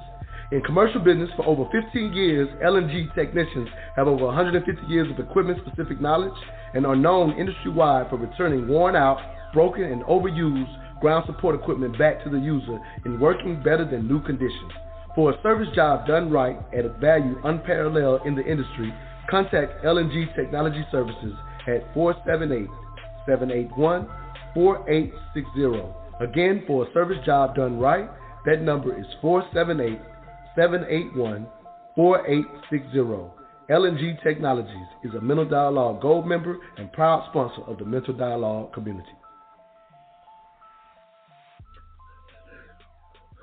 You want to sponsor one of the smartest shows on radio, please go to mentaldialogue.com or directly 404-604-947 and get your product and service out to the smartest audience in all of radio. This morning's discussion question: what books should be required reading for Black folks? Special guest Latrice Ross as well as Brother Unc. We got a caller that wants to jump in and maybe share their books that they think we should be reading as a community and culture. So let's go to 917, last 3146. Give us your name, where you're calling from, and your 3 cents or your books that we should be reading as a community. Thank you for calling in, brother or sister. Hi, my name is Tiffany, and I am, a colleague associate of Brother Ankh and PK, part of the PK. Nice. And I have a question, but I also have some book suggestions. Okay, we here for all of it. Go ahead, Queen. I would say anything by Zora Neale Hurston. She was an anthropologist, a folklorist, and a documentary filmmaker. And I think it's important as we, I think it's important in terms of our culture as Black Americans to not, it's good to read the books that you all are mentioning, but I also think it's important to not forget about individuals like Zora Neale Hurston and what her contribution has been to our Black culture. So she's awesome. So anything about her. Let me throw this real quick. I'm going to let you finish, but I want to highlight, to reiterate your point, Hurston is considered one of the best literary writers, period. Like she's revered amongst writers. Like, why can't we write like her?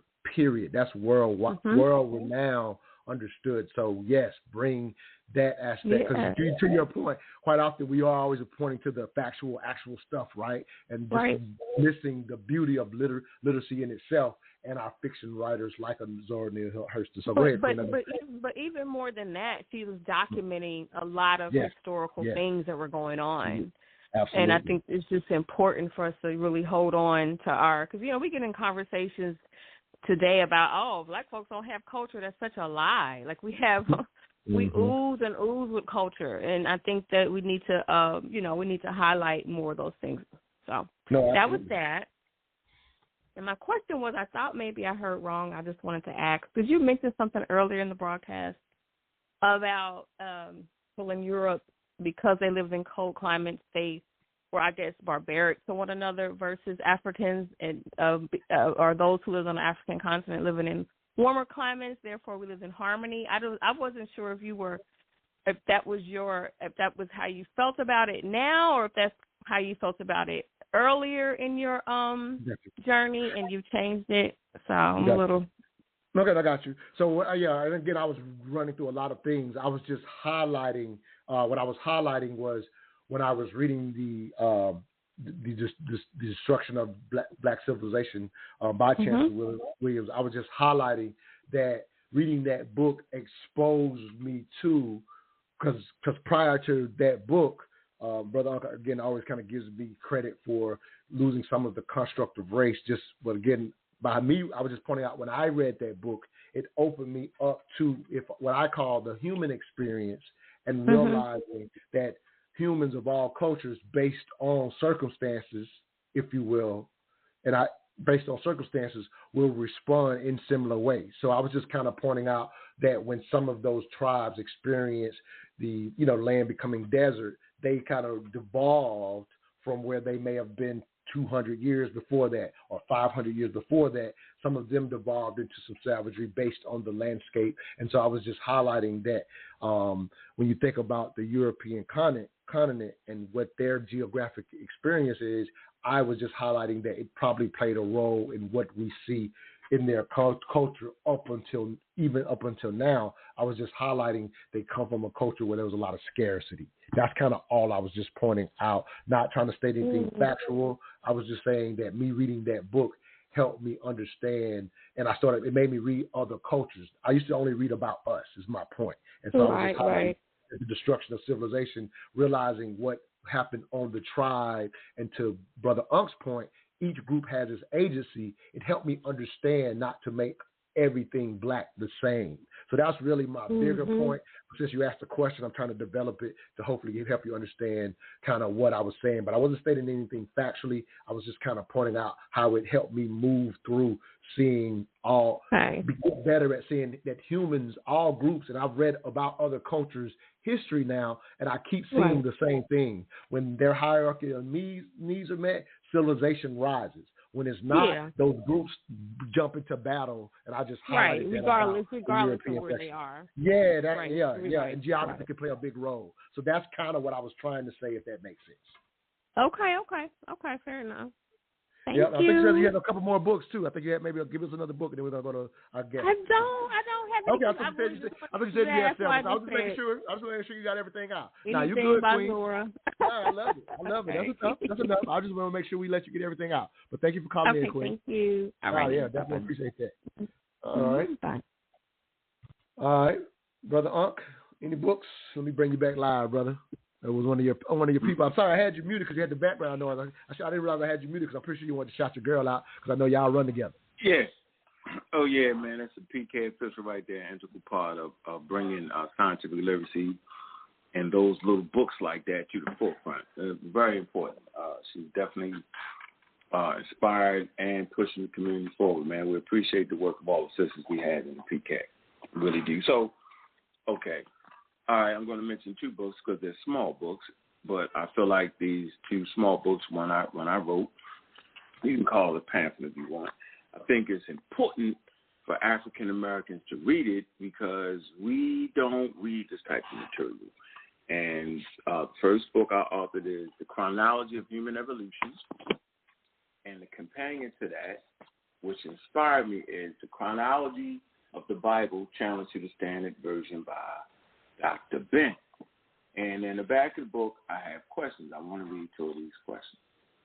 The question, does evolution explain where life on Earth originated? The answer, evolution does not explain where life on Earth comes from. It only seeks to explain how life evolves once it gets here. Question two, who claims that humans come from monkeys? The answer, people who have not taken the time to study and understand human evolution. The claims, for the most part, start with religious zealots and creationists who fight against science with ignorance, not facts. And so Dr. Ben, he also does the same thing. He talks about the chronology of the Bible. And if we're going to read books, if we're going to be grounded in American history and African history, then the thing that we run away from the most is our religion. Dr. Ben challenges this. He talks about it, gives the chronology of it. He talks about when the Hebrews actually come into play, they write the Torah, right? It is the foundation. It's a building. The foundation is Judaism. The second floor is Christianity, and the third floor is Islam, and that's in chronological order. What he does is he opens up your mind and talks about what Africans are doing in Africa prior to the creation of the biblical narrative. So this is very important. If we're going to be serious about the study, if we're going to be serious about our blackness, if we're going to be serious, we have to question everything that has been placed on our plate. I just like to say that, Montoya. Pop your shit, dog. I want you. I'm glad you told them about your book. Love it, bro. I love it for bringing them to the table.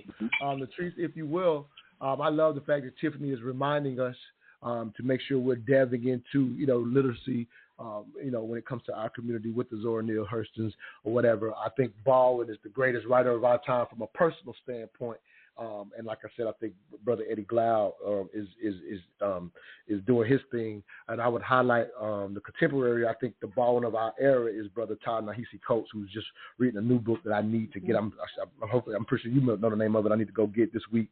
Shout out to my man down at Marcus down at Nubian Bookstore, who carries the Re-Education of the Negro. Just throwing that out there, but I want to go down there and get this new Ta-Nehisi Coates books because I think he is the Baldwin of our era. So to Tiffany's point, I wanted to shout out. We definitely should be making sure we're highlighting books that are in that area in the art of the literacy, if you will. Any thoughts, Latrice? And share another book as well. Share another book as well. I'm sorry. Okay, absolutely. So definitely Zora Neale Hurston is on my book of all-time favorite authors, and should definitely be included. So I have two. So I have Sister Citizen, and I say that it's a book by Melissa Harris Perry, and her explanation of the Cricket Room theory is really what drew me into that book. And the Cricket Room theory is a concept that describes how women of color, because we sit at the intersection of race and gender, toward ourselves so that we can be everything to everybody. And before we know it, we're completely, we're unable to stand upright because we're so heavy with everyone else's burdens. And it just highlights how Black women in this country are marginalized, and how that directly correlates to the fact that we sit at the intersection of race and gender. And the second one is a book that I would recommend for everyone, Black, white, otherwise, and that's called The Sum of Us: What Racism Costs Everyone and How We Can Prosper Together. My biggest takeaway from this book is that if we're able to listen to the hard truths and respond with empathy and compassion, and begin to do what Dr. Eddie Glaude said and work together, then we can create a society where everyone has justice and everyone has the ability to prosper. I love this book because it gives you, like dollars and cents about how the money that racism in this country costs us. Yeah, I think what I see a constant theme with you, Latrice, and I love this, is your books offer the practicality sometimes, it seems like, in addition to, like when you highlighted the Grandma's Handbook, in addition to, you know what I mean? Like you're kind of saying, like, now that we've got the theory, you're not activist in theory, you are actually active. And so it seems like you definitely cater to the books that helps to give people steps, because sometimes you can know a thing, right, but you're not sure what to do with a thing. And I think your books keep highlighting maybe the actual steps towards, so it gives the context, the history, the psychology, but it sounds like a lot of your books actually give a lot of actions to go along with, all right, now that you've got this concept and understand it, here's what you can do with it. So I see that as a consistent theme with a lot of your books' recommendations. Yeah, well, I learned this past week in my working genius assessment that one of my working geniuses, so my two working geniuses are wonder and tenacity. Wonder is able to see that visionary And then tenacity is now that we know, now that we have this vision, how do we put it to use? So, yeah, if you on some old Michelle Obama, do something. You're here trying to do something. I love it. So that's my working genius. Yeah, I love it. I just got exposed to that just last week from one of our other Black Level members. He was saying he wanted to make sure I took the working genius. I wasn't even familiar with it, so I'm definitely going to take that pretty soon. But with that said, I'm going to keep mine sweet and quick because we got to go to a break. I'm actually going to change the context of this last segment, if you will. Just because we're going into the election season, if you will. And so my two books, I think, when your child gets into the 8th, 9th grade, maybe even sooner, based on if they're on their reading level, if you will. But I think every boy, when they hit freshman year, they should have read the autobiography of Malcolm X going into the freshman year, and every young female should have read Assata's autobiography, Assata Shakur's biography going into the 9th grade. I'm just kind of say foundationally, those books changed my life. I didn't read Assata till years later, and I realized, wow, the book, because I meet many of men that the autobiography of Malcolm X changed their life. I meet many of men who say that was the turning point in their lives as far as them personally and their love for our community. And I feel like Assata, which I read a lot years later, would be just as valuable to our sisters. Let me go to this break. We'll be right back. You're listening to the Mental Dialogue Talk Show, where all I ask is that you think. I see somebody trying to jump in, 267. If you're trying to jump in, press 1, and we'll let you share your book coming out of the break as well. We'll be right back, where all I ask is that you think.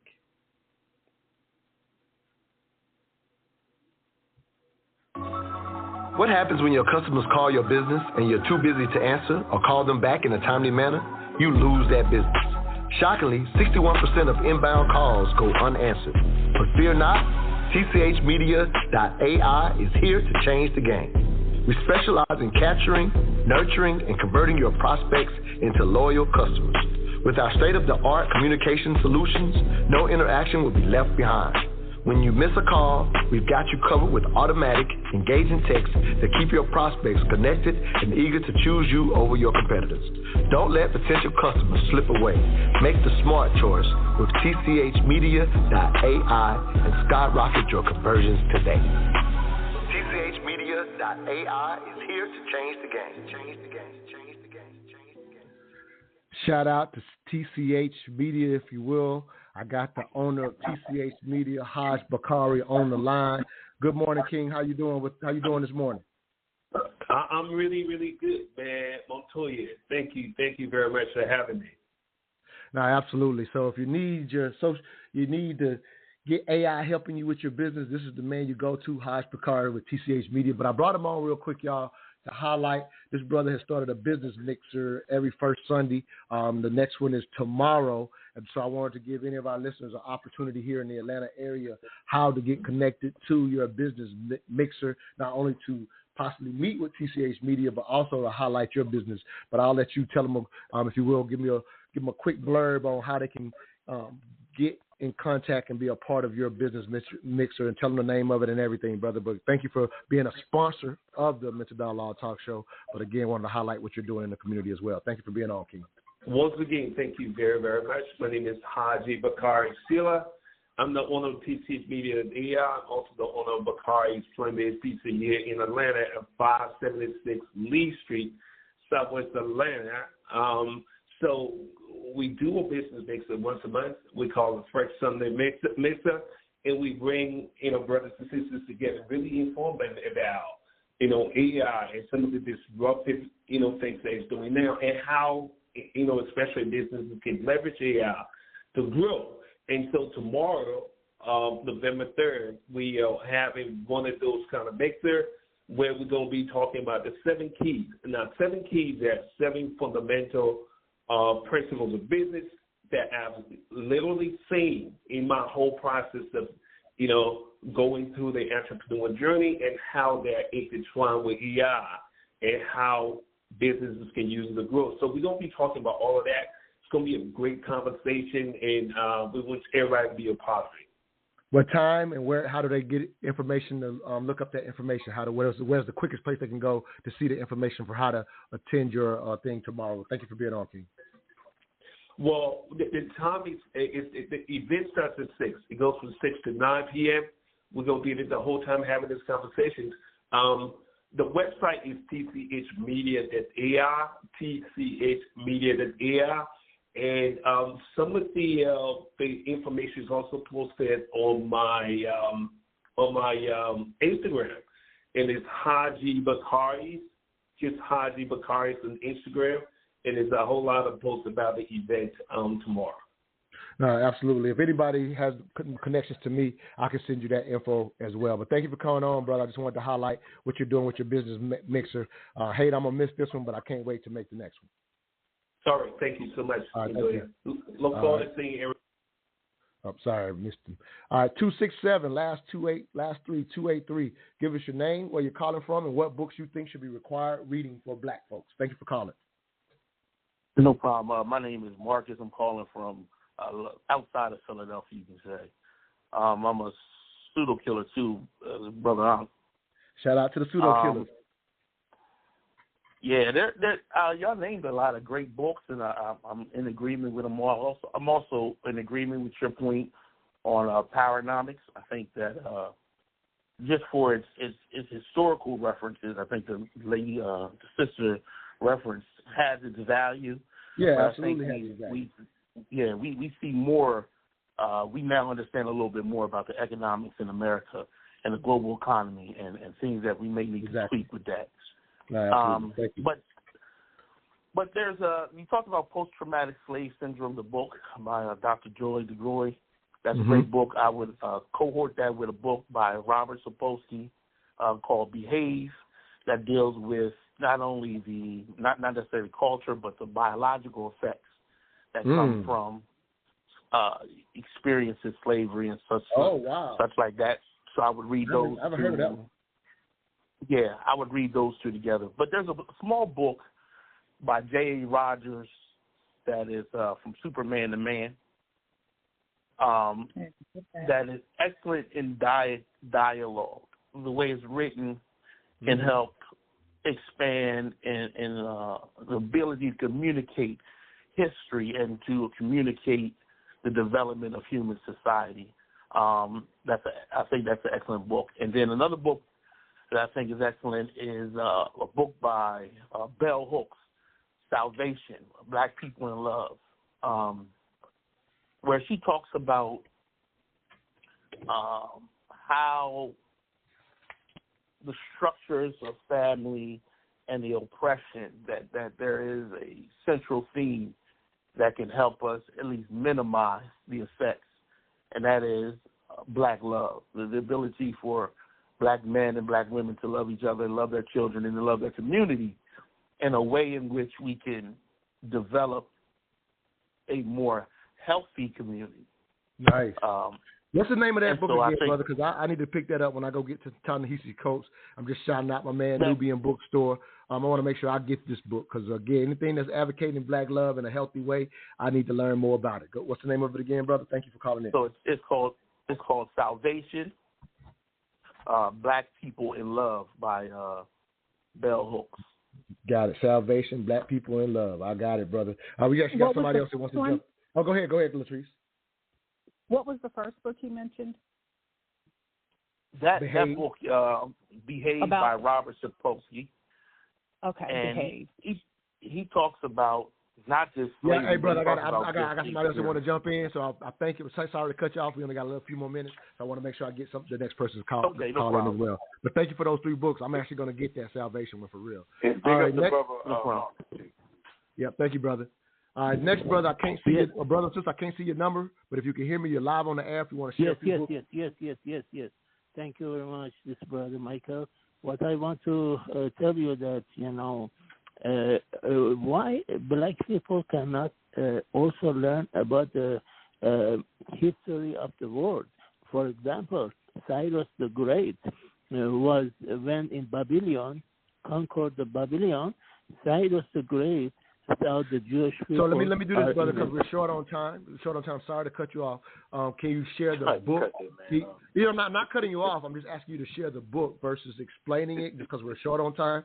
So just tell me what book that we can learn about whoever you're speaking about. You understand what I'm saying? Give us the books, because we're just limited on time. The book is called Cyrus the Great. Cyrus that's the name of the book. Okay, I misunderstood you. My bad. Yeah.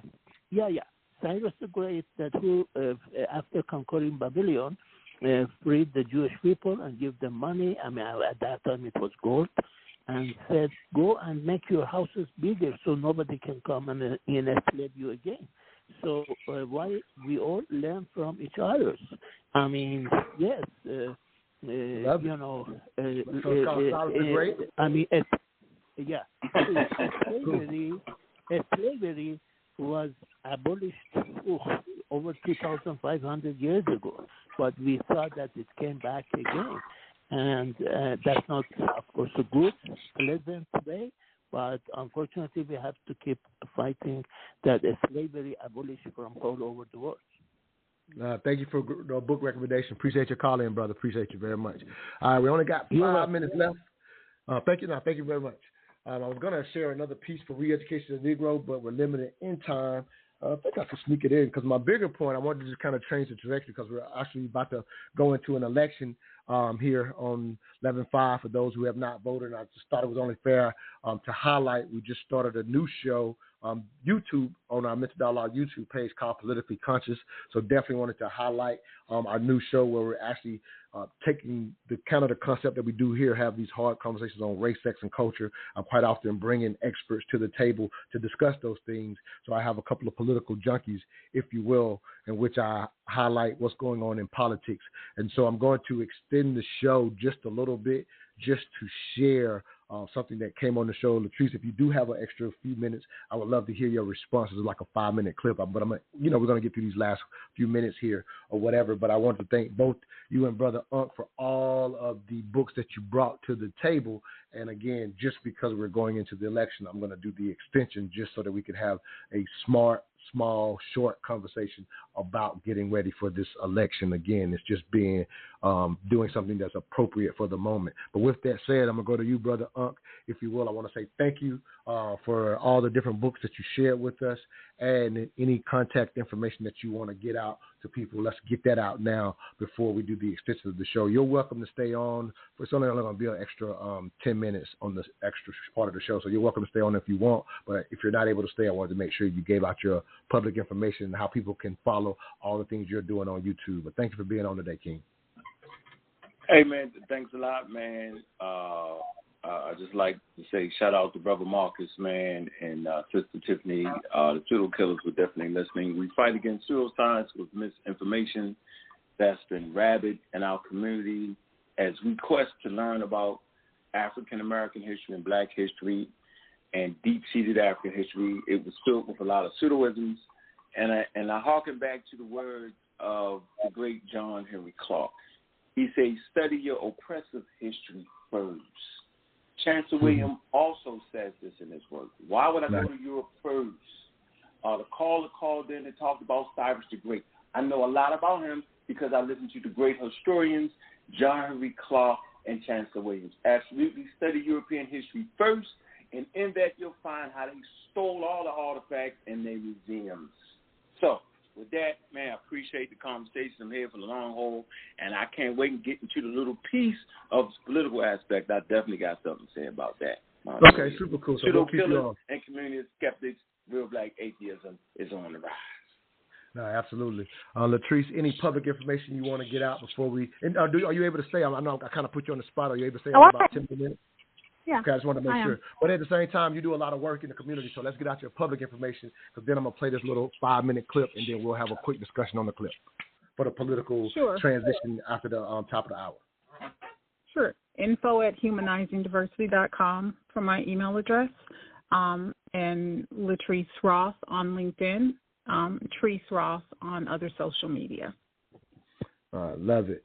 All right, y'all. Again, we're going into this political season, so it's only right that we have just a quick discussion in reference to what's about to happen on November 5th. Some of y'all probably have already voted, but I just wanted to. We did do a show on in a sense. And Latrice was actually on the, I don't know if we had you on the show or not, Latrice.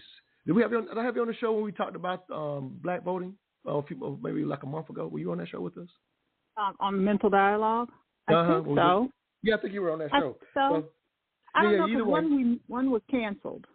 Yeah. You were on that show with us. And so if you recall, we had that caller call in and kind of talking about, whether we should withhold our vote. And that's always something that comes up at this time of year or whatever. And so you brought something to the table that I felt like this cut by my co-host, Emil Bryant, highlighted how sometimes we misunderstand what we actually get when it comes to the vote, specifically as African Americans. And I felt like you appropriately talked about that on that show, and I think this cut actually speaks to that. So if y'all will bear with me, it's actually a 6-minute cut, but I'm gonna get both of y'all responses, and then we'll end this extended portion of the Mental Dialogue Talk Show. But let's sit back and listen to this cut, and I want your response first, Latrice, and Brother Unc, I'll let you respond as well. All right, let's sit back and take this in. Prime targeted audience for that legislation is always us. So when we say we want tangibles, unless you understand how to look for them, you may miss the boat, and then therefore you'll say, my vote doesn't matter, everybody's the same. Absolutely. The 1968 Equal Protection Act doesn't say black. It was only for us. Right. But it does not say black, to your point. Right. You know what I mean? And so it's just very frustrating. I like being here in Atlanta, like just going the last couple of years with the inflation and things that, again, that were inevitable regardless of who was president. We talked about that on the last show. But to see seniors get their medicine pricing reduced because of specific acts that targeted those that were having to pay those pricing. And the reality is we know a lot of our community is hurting with needing to get access to their medicine and things of that nature. Right. And that's, like you said, that's kept in mind when those acts are being passed, that it's going to disproportionately, in a good way, affect our community. So you can't say, what did we get, when I know there are seniors literally that live near me that now can afford their medicine because of politics. Right. And these are the things that if I accuse the Democrats of something consistently not doing well, it's what you just said. Showing the effect of these policies to the audiences they're trying to court. They do a terrible job. I love the fact that the Democratic Party wants to court black men voters because they think they can squeeze out more than the 80+% they're going to get out of us, which is fine. I have no problem. But don't do it by browbeating us. Do it by courting us with the results of the policies you've enacted, because those policies and the results matter. Just like, the consent decrees under Trump, 1. Under Biden, 12, right? Under Obama, dozens, plural, because there are ways for the Department of Justice to investigate and hold accountable police departments that are absolutely treating our community unfairly. And it's not a perfect solution, but it's part of a solution. Absolutely. Those consent decrees away, that tells the police that there's no accountability. No accountability whatsoever. We can't risk that. I don't understand why people can't see that. But again, I blame the Democrats for this. Absolutely. Very specifically. You have the data, but you're not never present it to court. Never presented. And so when you go and talk to the no vote crowd, they literally will go, what has been done? I can't fault them because the people that should be touting the record rather play identity politics. I hate both sides play identity politics. Right. Prime targeted audience for that legislation is always us. So when we say we want tangibles, unless you understand how to look for them, you may. Latrice? Complete agreement. And it kind of goes back to today's discussion. Yes, the Democrats do a horrible job of highlighting what they do. They do a horrible job of identifying the tangibles, but we don't read. Because I used to, so what happened with me I kind of would buy into the, yeah, we haven't done this, we need this, you're not doing what you say you're going to do. And then one day I just said, you're wrong. And I started to research, and it was after I sort of begun to question everything. Like if you didn't know, if no one told you what to believe, what would you believe? That question. So it was around that time that I began to say, let me dig a little deeper and see if what I'm thinking is actually true. So I went out and researched to disprove my theory, and when I did that, I disproved it. And so it's going to take us being more intentional, being in what we consume, and applying critical thinking. So it doesn't say black. Why would we say put black on a bill? Because it does, it's the president of the United States, not president of the black United States. And so you have to do things for all constituents, and you have to find those things. But Democrats and, those politicians definitely need to improve upon how they disseminate that information down to us. I love that thought. Brother Unc, again, just wanted to get your thought. Again, that's a cut from our new show called Politically Conscious. That's episode 2. Go to the Mental Dialogue YouTube page to hear the full show. But your thoughts on that cut as well, and then we'll end this extended period of the Mental Dialogue show. Again, I'm using it as an excuse to highlight the second show that we've now started. Go ahead, brother. So it's our inability to comprehend information, and that's going to always get us in trouble, because at a certain point, you would have to understand that bills like the Civil Rights Bill and all that, it affects, a lot of people. Now, by consequence, since African Americans suffer from poverty and illiteracy, being illiterate at high levels, those types of bills and stuff would actually support us more. You don't have to say specifically black people. You don't have to say that, because then when you just say specifically black people, then you get into the conversation, well, what makes you black, ADOS, like what are we talking about? So you deal with the conditions that occur in communities at high levels, based off of demographics, based off of level of crime in this community, things of that nature, and you make a bill to do that. So we need to know that. And for me, I've already voted. I voted for Kamala, and I did it on a very, very simple metrics. It's based off of scientific literacy. And the scientific literacy clearly tells me that you cannot have a president of the United States that is noted to be, quote unquote, the known leader of the world, that has the ability to change world history as a pseudo. You cannot have a pseudo president, Montoya. At this point, it's not even about the issue, bro. You cannot have a conspiracy theorist that's been on Alex Jones' show. You cannot have a person that can say something and would cause yahoos to react in a wild way. That type of person is actually dangerous. And the fact that he can just say something in the middle of a pandemic, this man stood up during the weekly meetings on COVID and said, go ahead and shoot some disinfectant in your veins. Or go ahead and take this unapproved drug. We can't have that, bro. I don't care about the pop. I think African Americans can make it through any policy that any president brings, but we can't make it through a pseudo, getting people in a position to act wild and crazy. That we cannot do, Montoya. So I'm clear on this. And I want to speak to the sister's point. She talked about the book. I can't think about the book. And she talked about the marginalized community within the marginalized community, and that's African American women.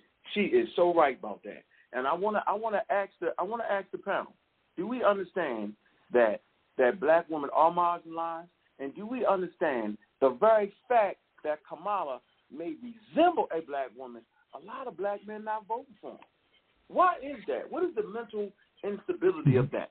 I just wanted to bring that up, bro. No, it's fair. Well, I'm not gonna extend the show past the time that I promised. And again, it's just a response. That's fair. No, I understand the question, but I will say we're gonna kind of ignore that. What I will highlight, in addition to the cut that we just said, because I said I want to do 10 minutes, so we got a couple of minutes. But if we get into that, it's gonna take more than a couple of minutes. So I'm gonna kind of keep it buttoned up at this.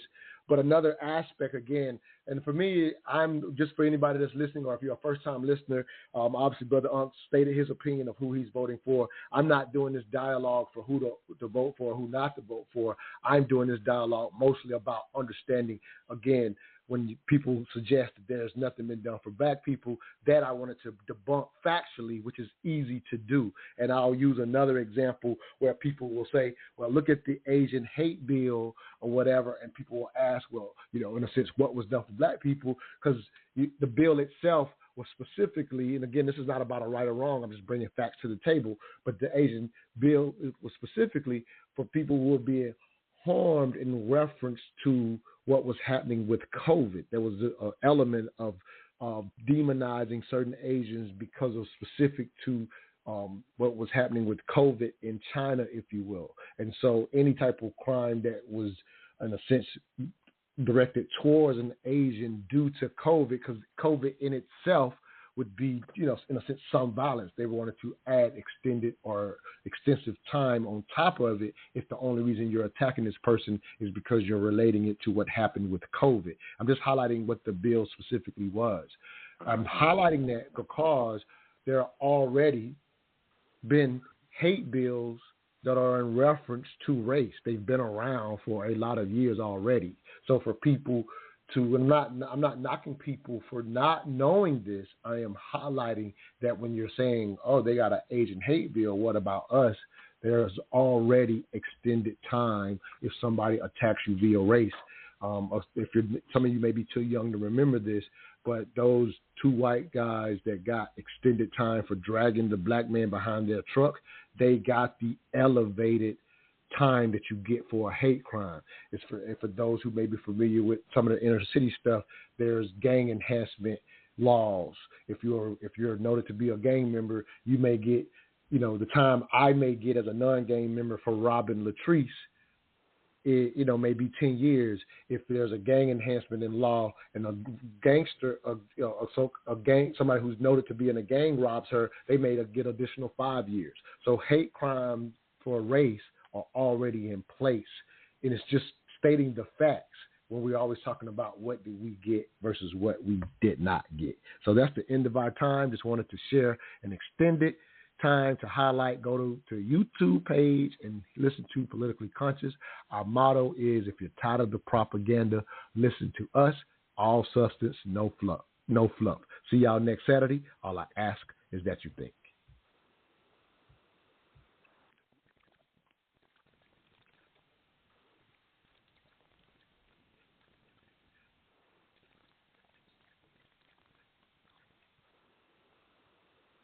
It is Ryan Seacrest here. There was a recent social media trend which consisted of flying on a plane with no music, no movies, no entertainment. But a better trend would be going to ChumbaCasino.com. It's like having a mini social casino in your pocket. Chumba Casino has over 100 online casino-style games, all absolutely free. It's the most fun you can have online and on a plane. So grab your free welcome bonus now at ChumbaCasino.com. Sponsored by Chumba Casino. No purchase necessary. VGW Group. Void where prohibited by law. 18 plus. Terms and conditions apply. Black Friday is coming, and for the adults in your life who love the coolest toys, well, there's something for them this year too.